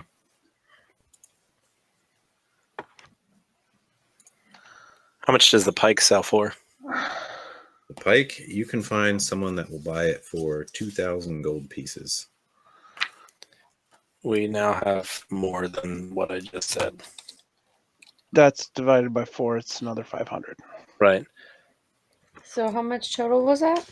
Like 9 something. I forget what I said.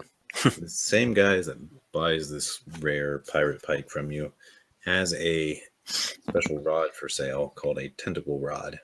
How much? Let me find out. It is 6,000 gold. It is highly secured. But it is pretty crazy looking. It's basically a rod with 3 squid tentacles on the end.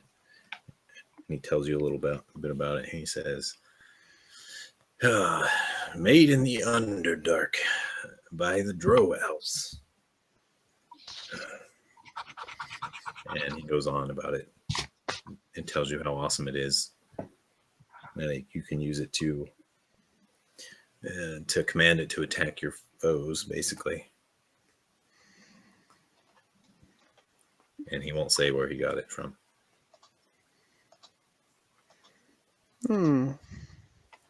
What does this place look like? This is one of the nicer shops. It's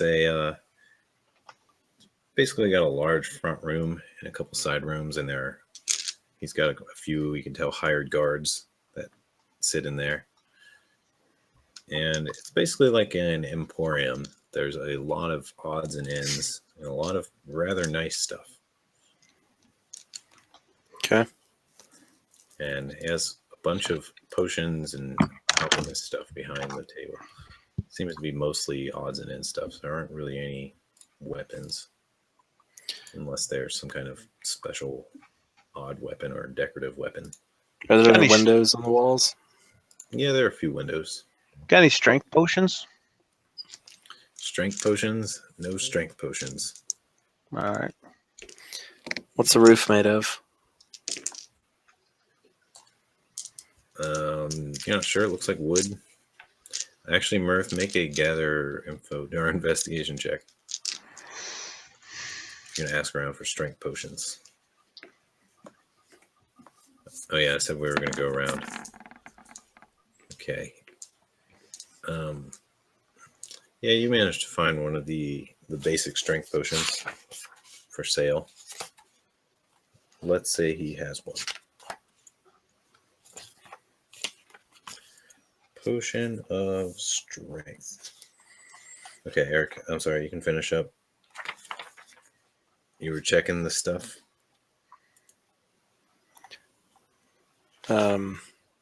Yeah. What, we might have to come back here. I want to look at Merrick and, say,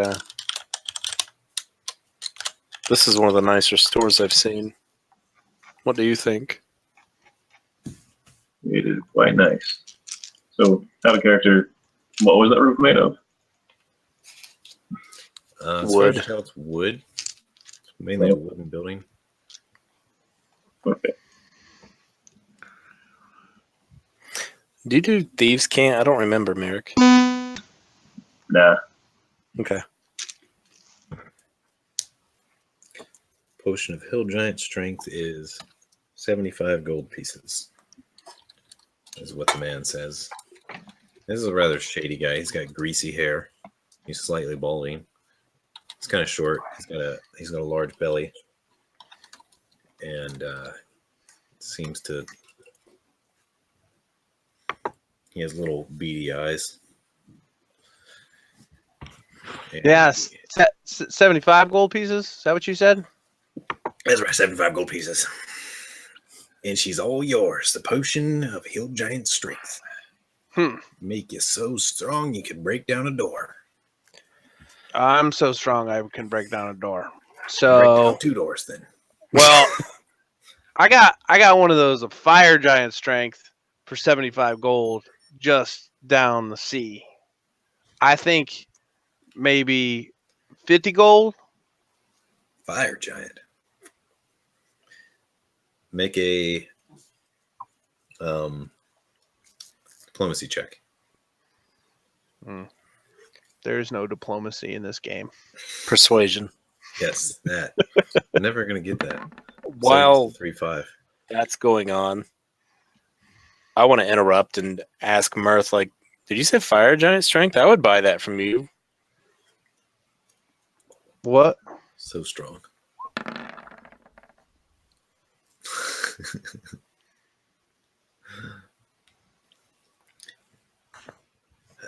You drive a hard bargain. 72 gold. 72 gold. And she's all yours. All right. I'm going to go on with my farce, if I may. Yeah. Like, Okay. I'm trying to picture this greasy little guy. I don't know if you've been introduced to Mirth. He's kind of a legend around town. He just killed like 30 or 40 bandits. And I mean, if I were you, a businessman, I would want my product to be on this guy because he's the type of guy that makes change. And other up-and-coming adventurers like me, yeah, they're going to see this and they're going to run to your store to buy more of this stuff.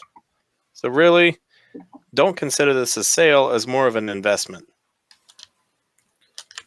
A potion investment. Make another check. Deception. The market area is over here.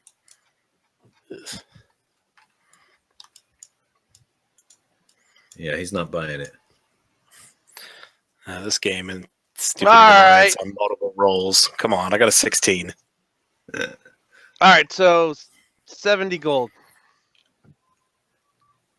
70 gold pieces right here, right now, and the potion is yours. Here it is, sir. Very good. Here's your potion. Drink it all at once or it won't work. Oh, yeah. You almost forgot about Lyle, huh? No. I want to investigate this potion before we buy it, just to make sure it's legitimate. Seems Taste pretty it? real. Okay. I'm going to reach into my bag and sift through. What I do here? Oh, I forgot to move you guys. Pull a couple There you go. thieves' tools out. Welcome to Suzail. Okay. Ask one of the magic users to cast some sort of detecting spell on it so we can make sure it's right. I'll do detect magic and look at it. Takes me 10 minutes. Okay. It's magical. All right. Seems to be legit. And yeah, that's where his shop is, where his face is.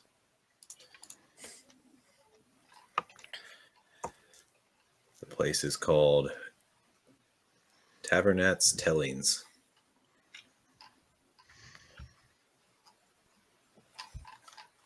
Which, as you can see, is on the list of shops. Yep. I'd like to look for a heavy darkwood shield as well. Heavy Darkwood Shield. Roll a investigation check. See if you can come up with one around there. And let me make sure one exists.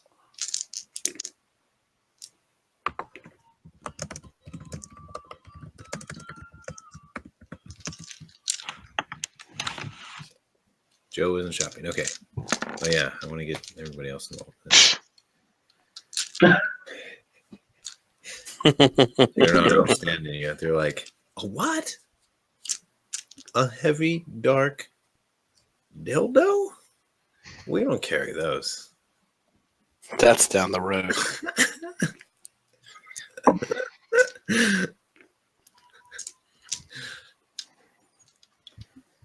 Dark wood? I haven't seen a dark wood since...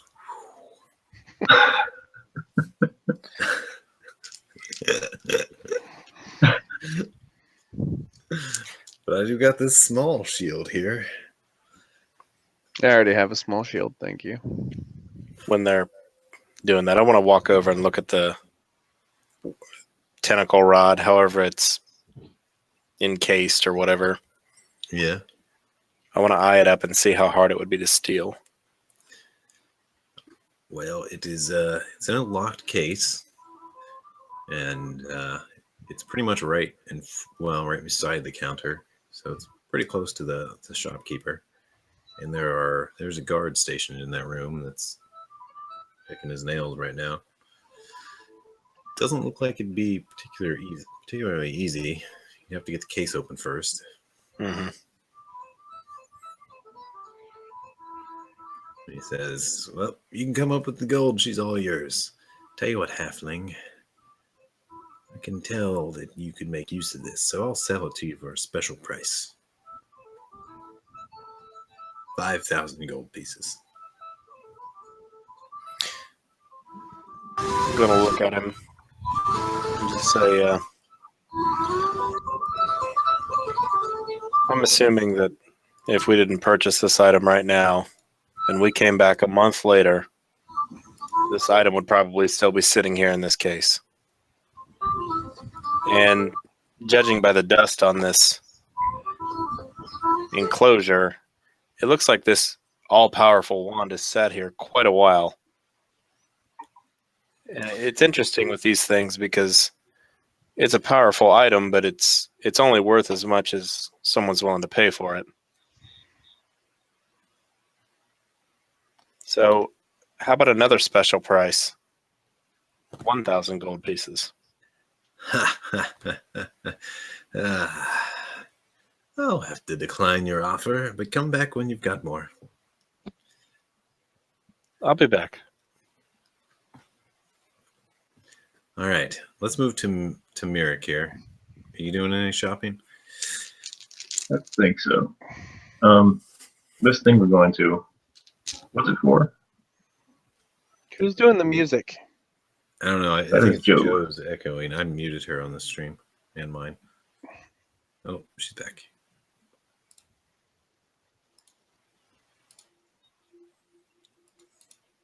You can just Joe, shut the music off, Matt. Oh, yeah, that's probably a good idea. The music's echoing on your side. Okay, there, killed it.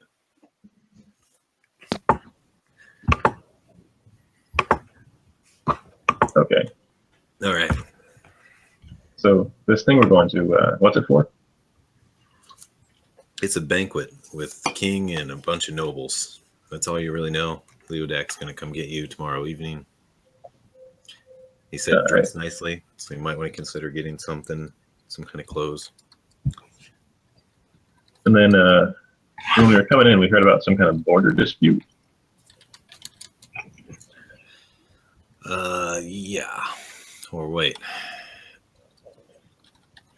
From where are you hearing this from? I remember when we were coming into Suzail, we heard about that, I thought.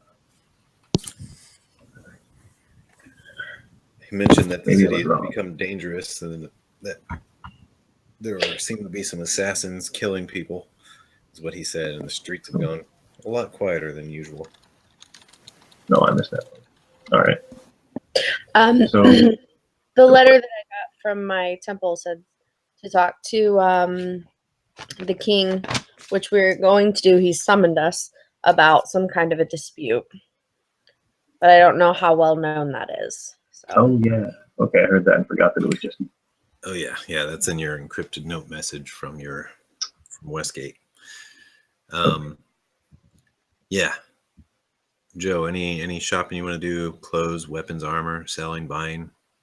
No, just buy a nicer set of clerical Vestments? robes. Okay. There's a 25 gold set that's pretty nice, and there's a 50 gold set that's incredibly nice. We're going with 25 here. Okay. Same story.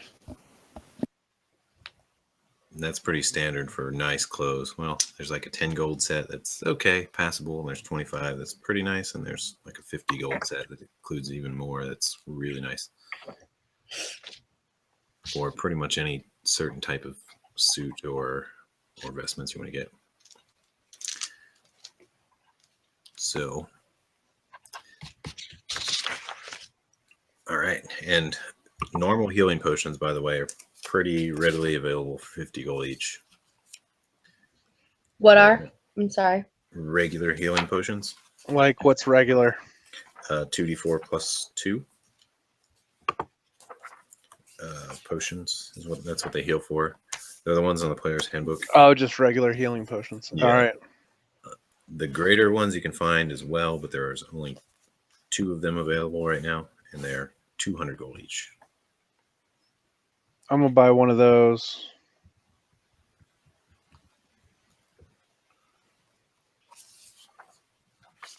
And then I'm gonna buy a regular healing potion as well. Okay.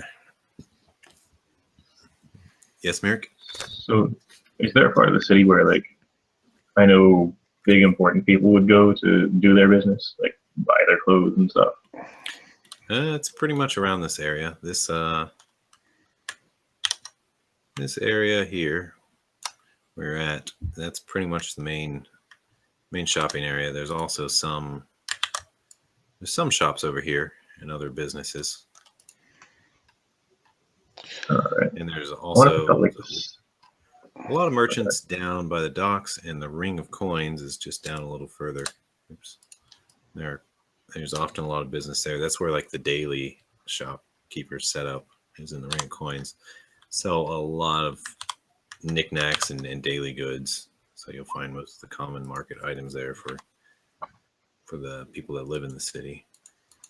All right. Food. I want to pick out like the swankiest possible clothing seller. I'm gonna hey, can I sell my spell pouch that I got off of the spellcasters? Yeah, you can sell that. What can I get out of that? The spell pouch, let's see, you can get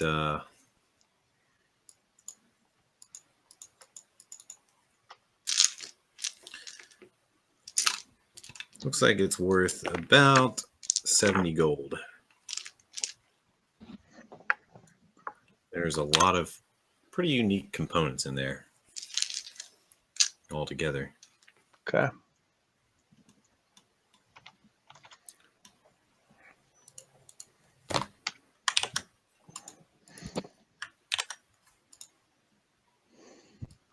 You guys can see that. Okay. I think I just moved the map.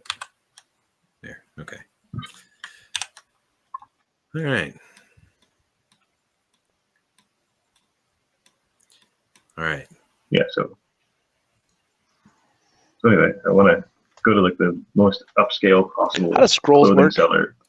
Can you use scrolls that are higher than your level?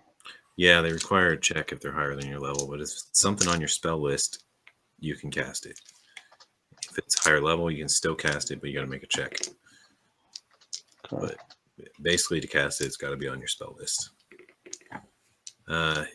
Highest, yeah, you want to go to the expensive clothes dealer. Yep. Pretty much the most expensive clothes dealer is right by Tavernet's Tellings. There's a clothes dealer up there that has all kinds of fancy wedding and event clothes. Awesome. I'm gonna go in and how many people work there? Yeah, it looks like 3 or 4. All right. Is there one that's talking to customers a whole bunch? Doesn't look like there are many people in there. Just you guys if you go in. That is a shame. All right. I want to go. How up to is he one of them and talking? talk. Huh? How is he talking? Oh, is he? He was muted from earlier, I think. Oh. Oh. Okay. I thought he was chatting somewhere. I'm like, what the heck? just normal talking. Earlier it was just Should be like that. mumbles or like his mic hitting stuff, and I muted him. I see. Oh, yeah. Sorry, bud. That's fine. Yeah, so I'm going to go up to the first clothing seller I see. And It's a female. so, you hear about this event going on? It's big, what is it, a banquet? Not a Banquet. Where? Oh, not sure where, but I heard it's a whole bunch of important people are going to go to it. Important people. Well, surely Yeah. you'll need some nice clothes. I will. Doing a new tunic and some breeches. I think so. And as far as you guys know, it's not necessarily a public banquet. I'm going to... Does that person go and like look for something for me? No, she's just talking to you. It's this Right. blonde half-elf lady. So no one's come in here and mentioned anything like that yet? No, nothing of the sort. You're the first. That's interesting. Well, I'm going to be going there, and there's a whole bunch of important people, and I need to buy some new clothes. Ah, okay. I think I got just the suit for you. Great. And how expensive do you want to go? 25 gold, 50 gold? 50 gold works. Okay. 50 gold, she gets you a really nice outfit. Like two of them spend much time measuring you and folding up the hems of something. And you can get whatever color you want. They offer you blue, gold, silver, earth tones, black, gray, white, and different types of hats. You need like a fedora, top hat, no hat, headband of intellect. Definitely go with the headband of fedora. The point was I was going to come in here and try and gather information from these people to see if anyone had stopped in and mentioned something about it, what it was all about. They seem to get a no on that. No one else has. All right. I don't know. Just get the clothes and Okay. head back to the group. All right. But if you keep asking around, go ahead and roll a investigation check. All right. And while you're doing that, any last things from Eric, Mirth, Joe? I'm gonna buy a.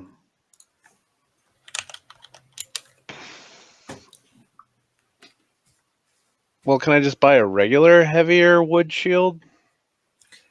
I don't know if I think that's pretty much. I think it's pretty much just 2 AC is the best it gets. Yeah. Small.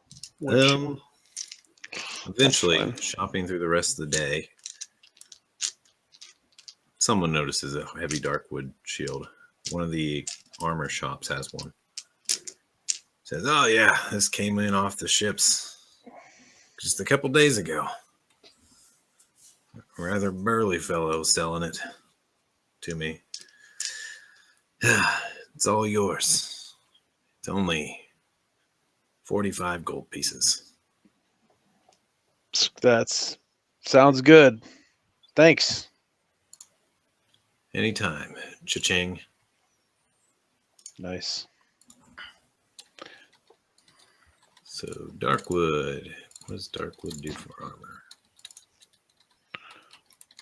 Makes it lighter. Yes, it does do that. No armor check penalty. Yes. Okay. Anyone else before we move on to Lyle? To the release of Lyle? That's the next event in order here before the banquet. I wanted to grab a couple flasks of oil, couple flasks of alchemist fire. Okay, you can find those. And I need to get some fresh war paint for the dinner.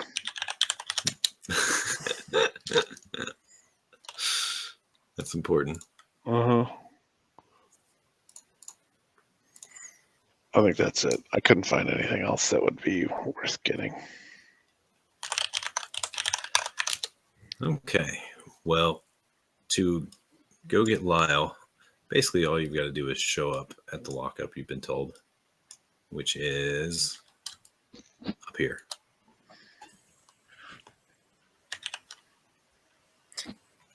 Who told me that?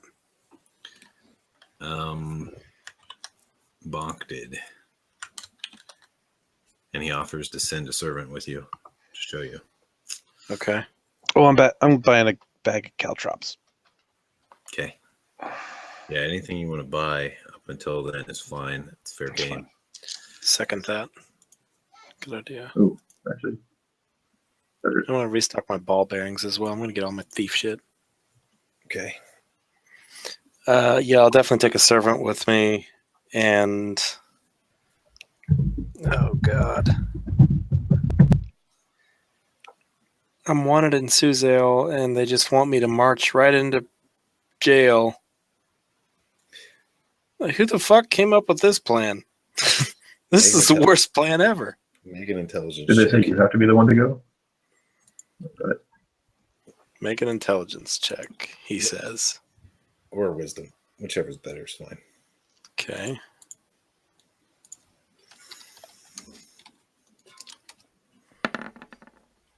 $18. All right. You are no longer wanted in Suzail, you realize. There have been some talks while you were away. And there's been some things mentioned in passing that Eric is the least of our worries now. And that he is doing good deeds. And your alignment changes to neutral. We'll see about that. Challenge accepted. I have this soft spot in my heart, and I've also got a hard rod in my pants. Not yet, but it will be there. Yeah, let's go to the lockup. Okay. You head to the lockup, and there's some purple dragons stationed. You actually see a Leodoc that says, I expect you to be here sooner or later. Right this way. And basically has the other guards open the doors for you guys, and they lead you through to through this courtyard area, and then through a gate here, and then through some more gates. And it actually looks pretty confusing. But basically, you end up going back up to this courtyard, then in through this main guard quarter here, and beyond it is the lockup. And he says, all right, just wait here. And he orders one of the other guards to go fetch Lyle.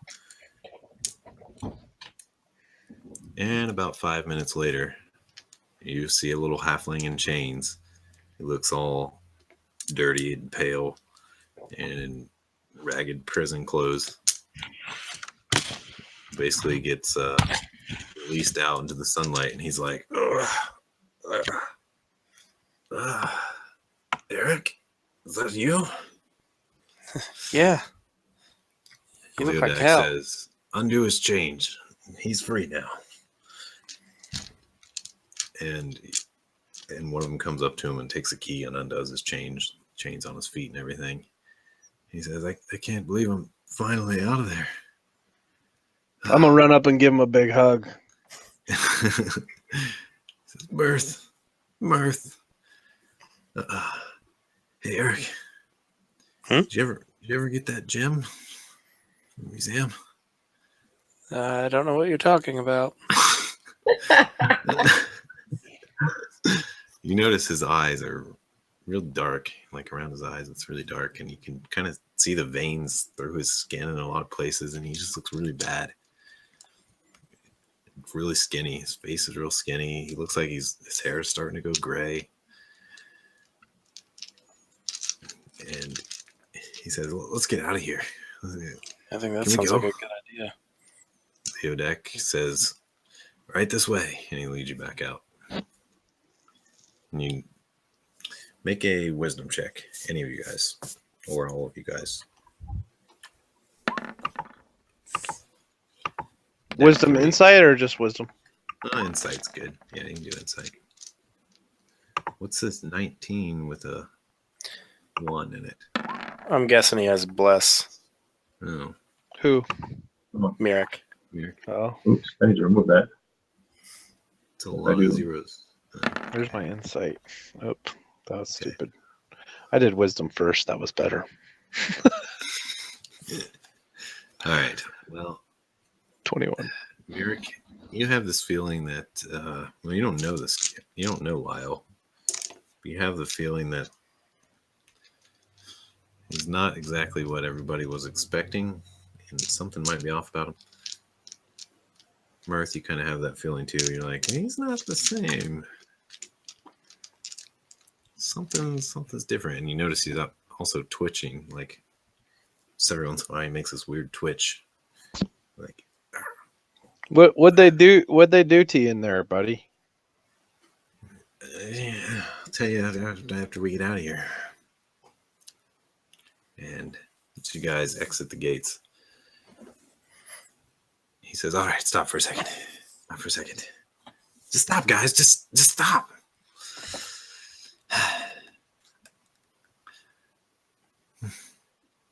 But he seems like super nervous. Well,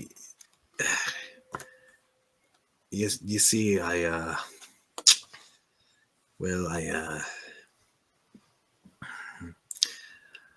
while I was in there, I met a friend, and he gave me the stuff. Said it would make me feel better, and before I knew it, I was taking it every day. And sometimes they stuck needles in my arms, in my legs, and well, I'm really craving more of it. And you see a bead of sweat go down his face, and you realize that he is hooked on some kind of drug. Here, have a have a gooseberry. Like, what's this? He eats it, and then he spits it out. He says, "That tastes awful to me." I'll make a roll. Say, hey man, I completely understand what you're going through. Well, we'll get you back to the house, and we'll get you a hookup. How does that sound? Oh yeah, that sounds great. Yeah. You got the hookup? You know what I'm talking about? I forget what he called it. It was like, Harriman.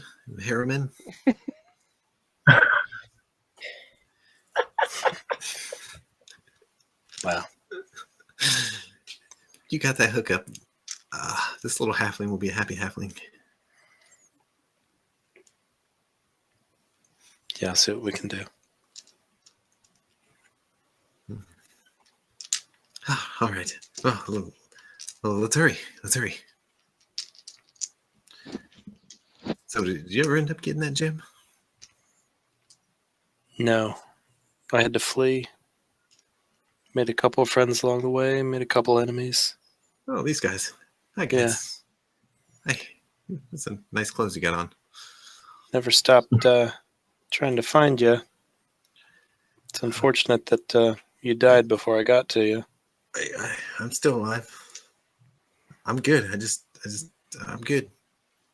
I'm doing good. Real good. Yeah, we'll see. Yeah, real good. Is this where we're going? We're going to take you somewhere safe. That's Get good. you a hookup.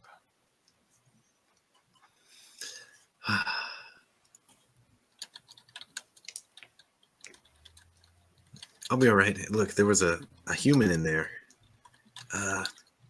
Forget his name. It was something like Chargo. He's the one that got me started. Said it would help. I knew it wasn't good for me. Now I get these cold sweats. I'm going to...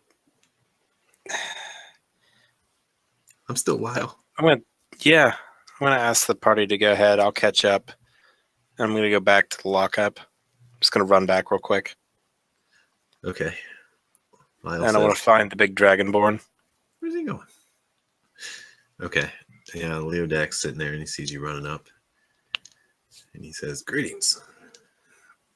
Going to see how would he do this?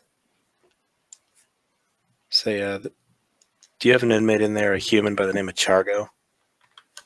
Shargo, I don't have a list, but we could find out if you need to. I don't know if you've noticed or not, but you may have a problem with substance abuse in your jail. No, really. That was my cousin I just bailed out, and he's strung out on something. Well, that can't be good. You see, I would love to go in there and stick a dagger through the neck of the person that got him started, but I realize it's probably not in our best interest. Chargo, you say? Aye. I'll see what I can find out. Appreciate that. I'm not normally involved with the prisoners myself, but coming from you, I'll do what I can to help out. Give him a nod and scurry back up to the party. Catch up. He says some things to some guards from the corner of your eye and seems to get something into action. All right, and you catch back up.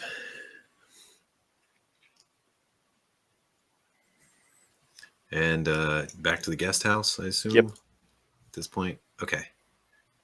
And we got 4 minutes. So it looks like the banquet is going to have to wait till next session. Mm-hmm.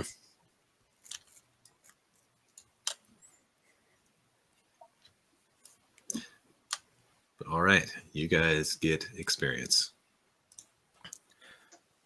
On the way back, I'm going to ask the cleric, any magical withdrawal curing or anything you can do on this guy? I could look it up, but this is not something that I'm accustomed to or specialized in, but I'm happy to look it up. See I wonder if if it there's would work like a poison, maybe? Make a I'm medicine really good at- check. Make a what? Medicine check. Or you can make a wisdom check with advantage, Eric, since you're decently versed in poisons. 25. I can't beat that. All right, yeah, he's going through some withdrawals, and you can think of a few things that might help. Just some tonics and some rest, and basically you think he's either going to need to be weaned off of it or pretty much put in like almost like an isolation where he's monitored until he's recovered. Okay. Because you have a feeling he might go a little nuts after a day or two if he doesn't get what he needs. And I tell Eric that probably the best thing for him, and I know that it's hard because he just got out of a lockup, but probably the best thing for him is to put him in some kind of a healer's unit where they can. I think you might be able to talk one of the temples into helping. You might have to pay him some because do something for them because it's rather costly to hold someone and give him all the tonics he needs and stuff. But they could possibly assist if you guys didn't want to oversee him personally. I think it's a bad idea to oversee him personally, to be honest. I concur. I mean, you don't really want to see somebody go through that, so. Well, I've got lots of money. I have money, and I'm happy to help.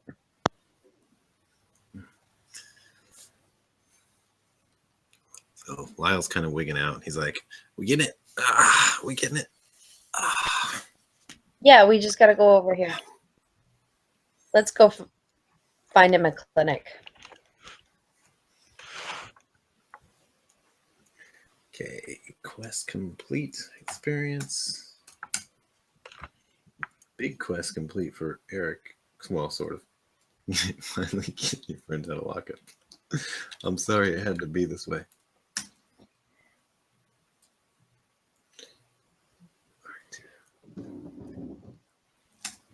Split between 4 people.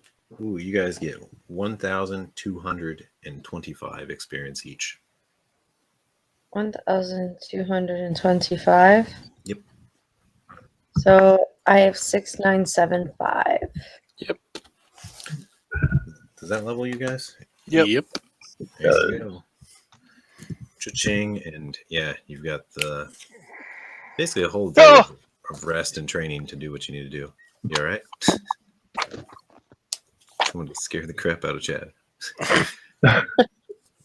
All right, and that does it for the official session.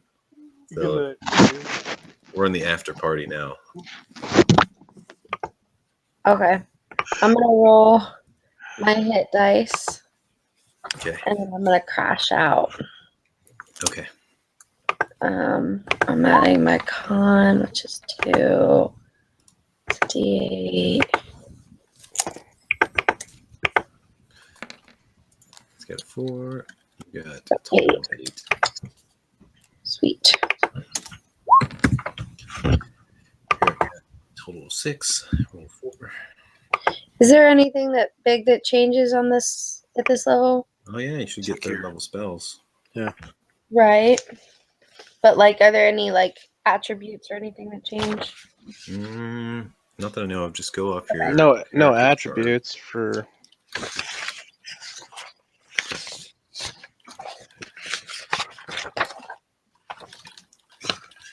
Ooh, I get destroy undead at this level.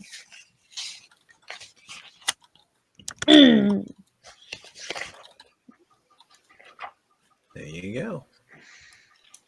I get resistance to all damage.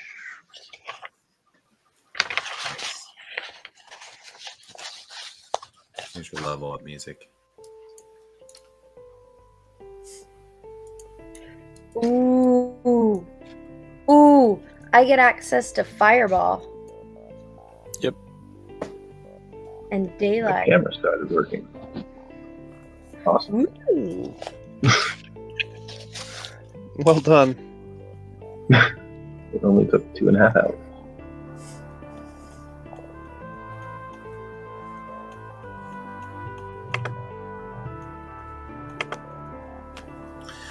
Ah.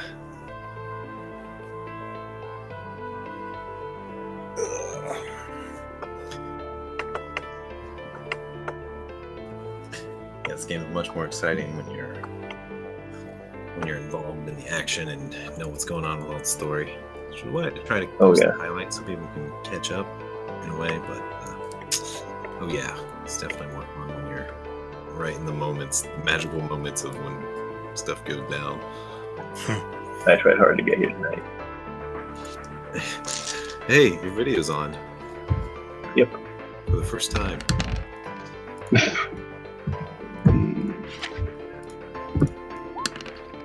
Three. Sneak attack went up to 3d6 this level. Nice. And I can use a reaction to half damage taken against me, which is really good. And our proficiency bonus went up.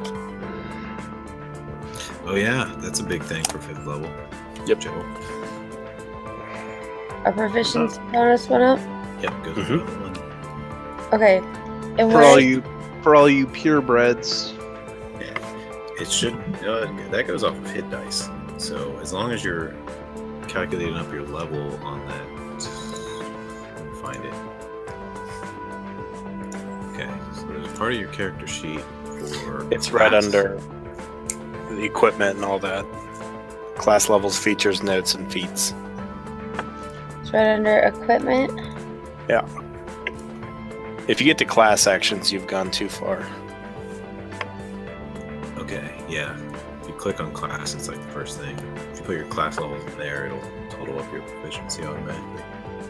Oh, okay.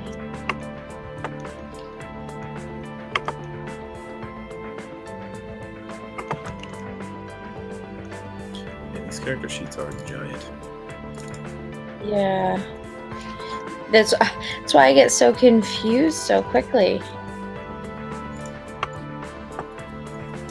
I get 2nd level spells, man. I get the text off again. So, any Oh, as you guys are leveling, but any final thoughts, questions, or anything?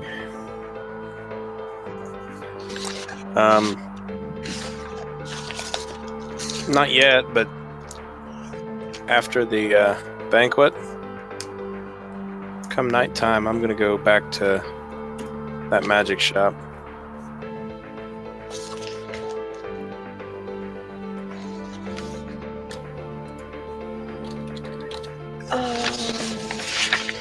It was a dick.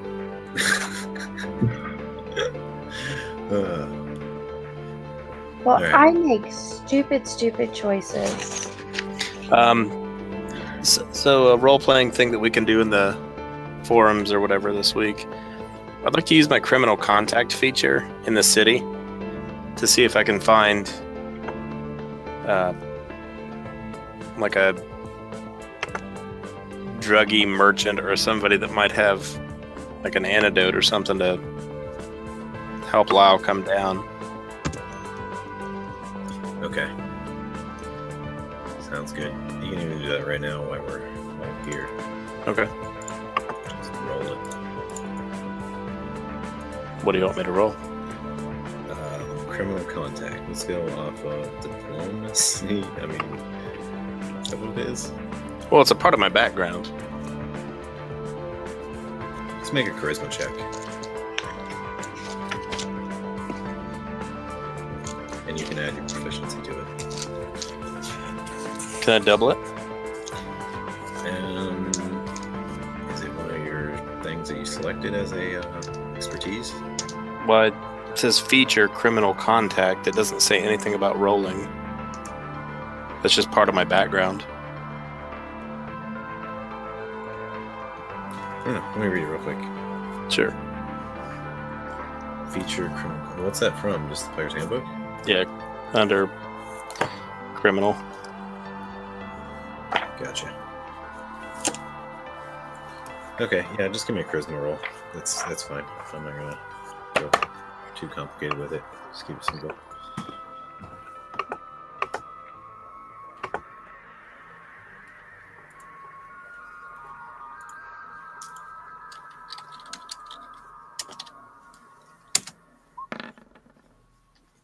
That is good enough. Yeah, you managed to find what would be considered not exactly an antidote, but it's something you can give him in less and less quantities until it weans him off him. And that way, if you do it this way, it basically makes it so that he will actually never want it again. He can, because if you do it cold turkey, it's really painful and he'll always crave it for the rest of his life. But if you do it this way with this stuff, and slowly wean him off of it, he can actually get to a point where he no longer needs it or craves it. Okay. And I don't have a name for it off the top of my head, but it is almost like a weaker version of it. We'll call it Boone's Farm. Boone's Farm. Yeah, It's shitty wine. Fantastic.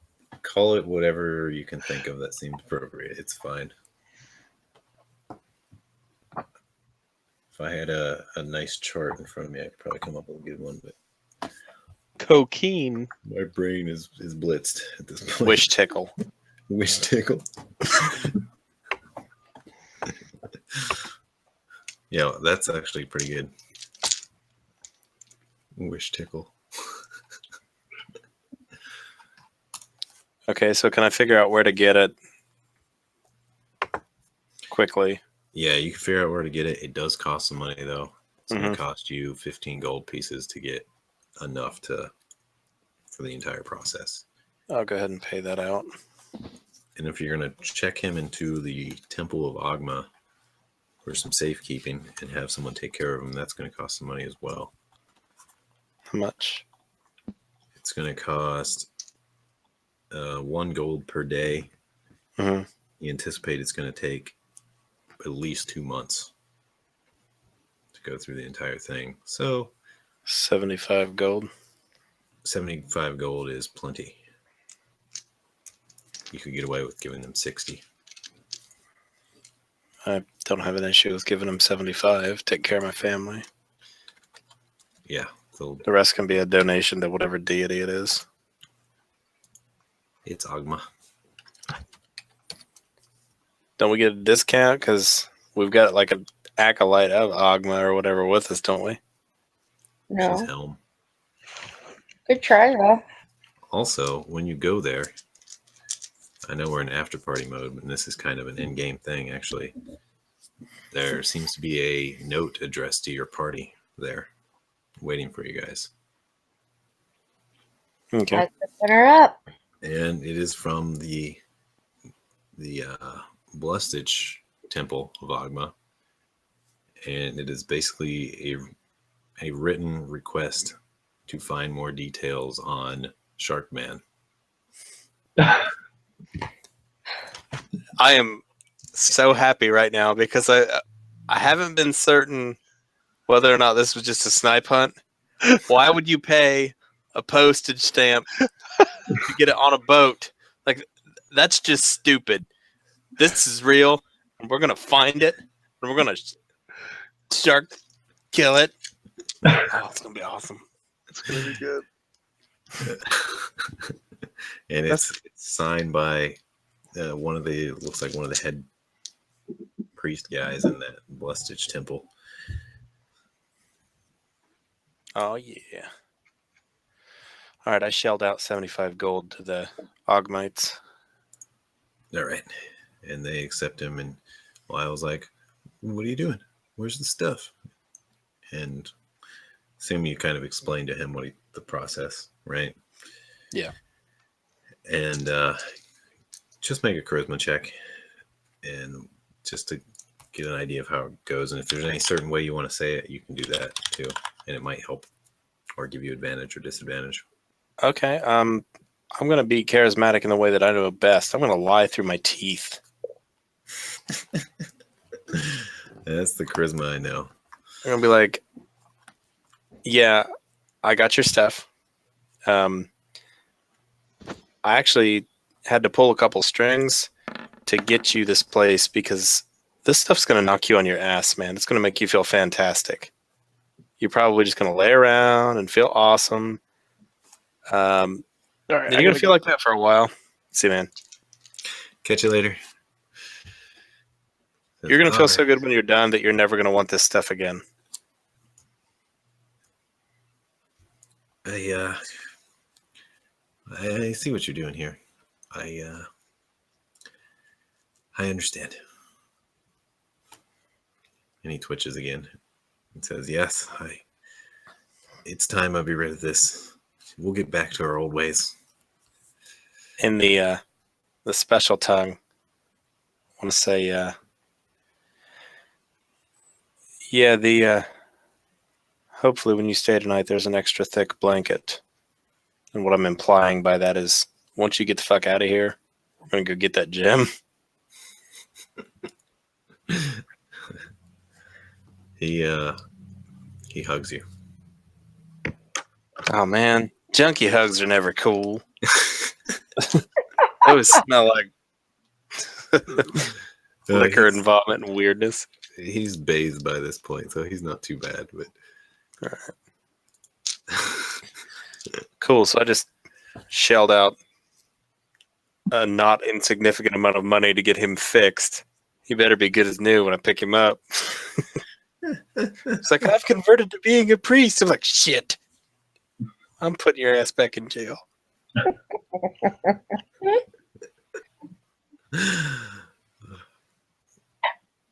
You're doing the right thing. It's got to change the pace for us. yeah, Mhm. What, doing the right thing? hence the Was always right alignment. by us.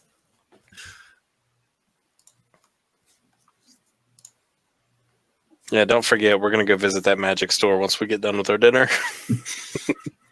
Fair enough. All right, we'll save the rest for next session.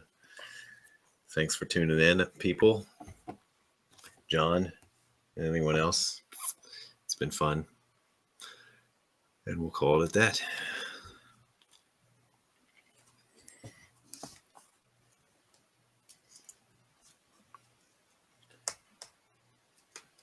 soon as I figure out how to turn off the stream. All right, later.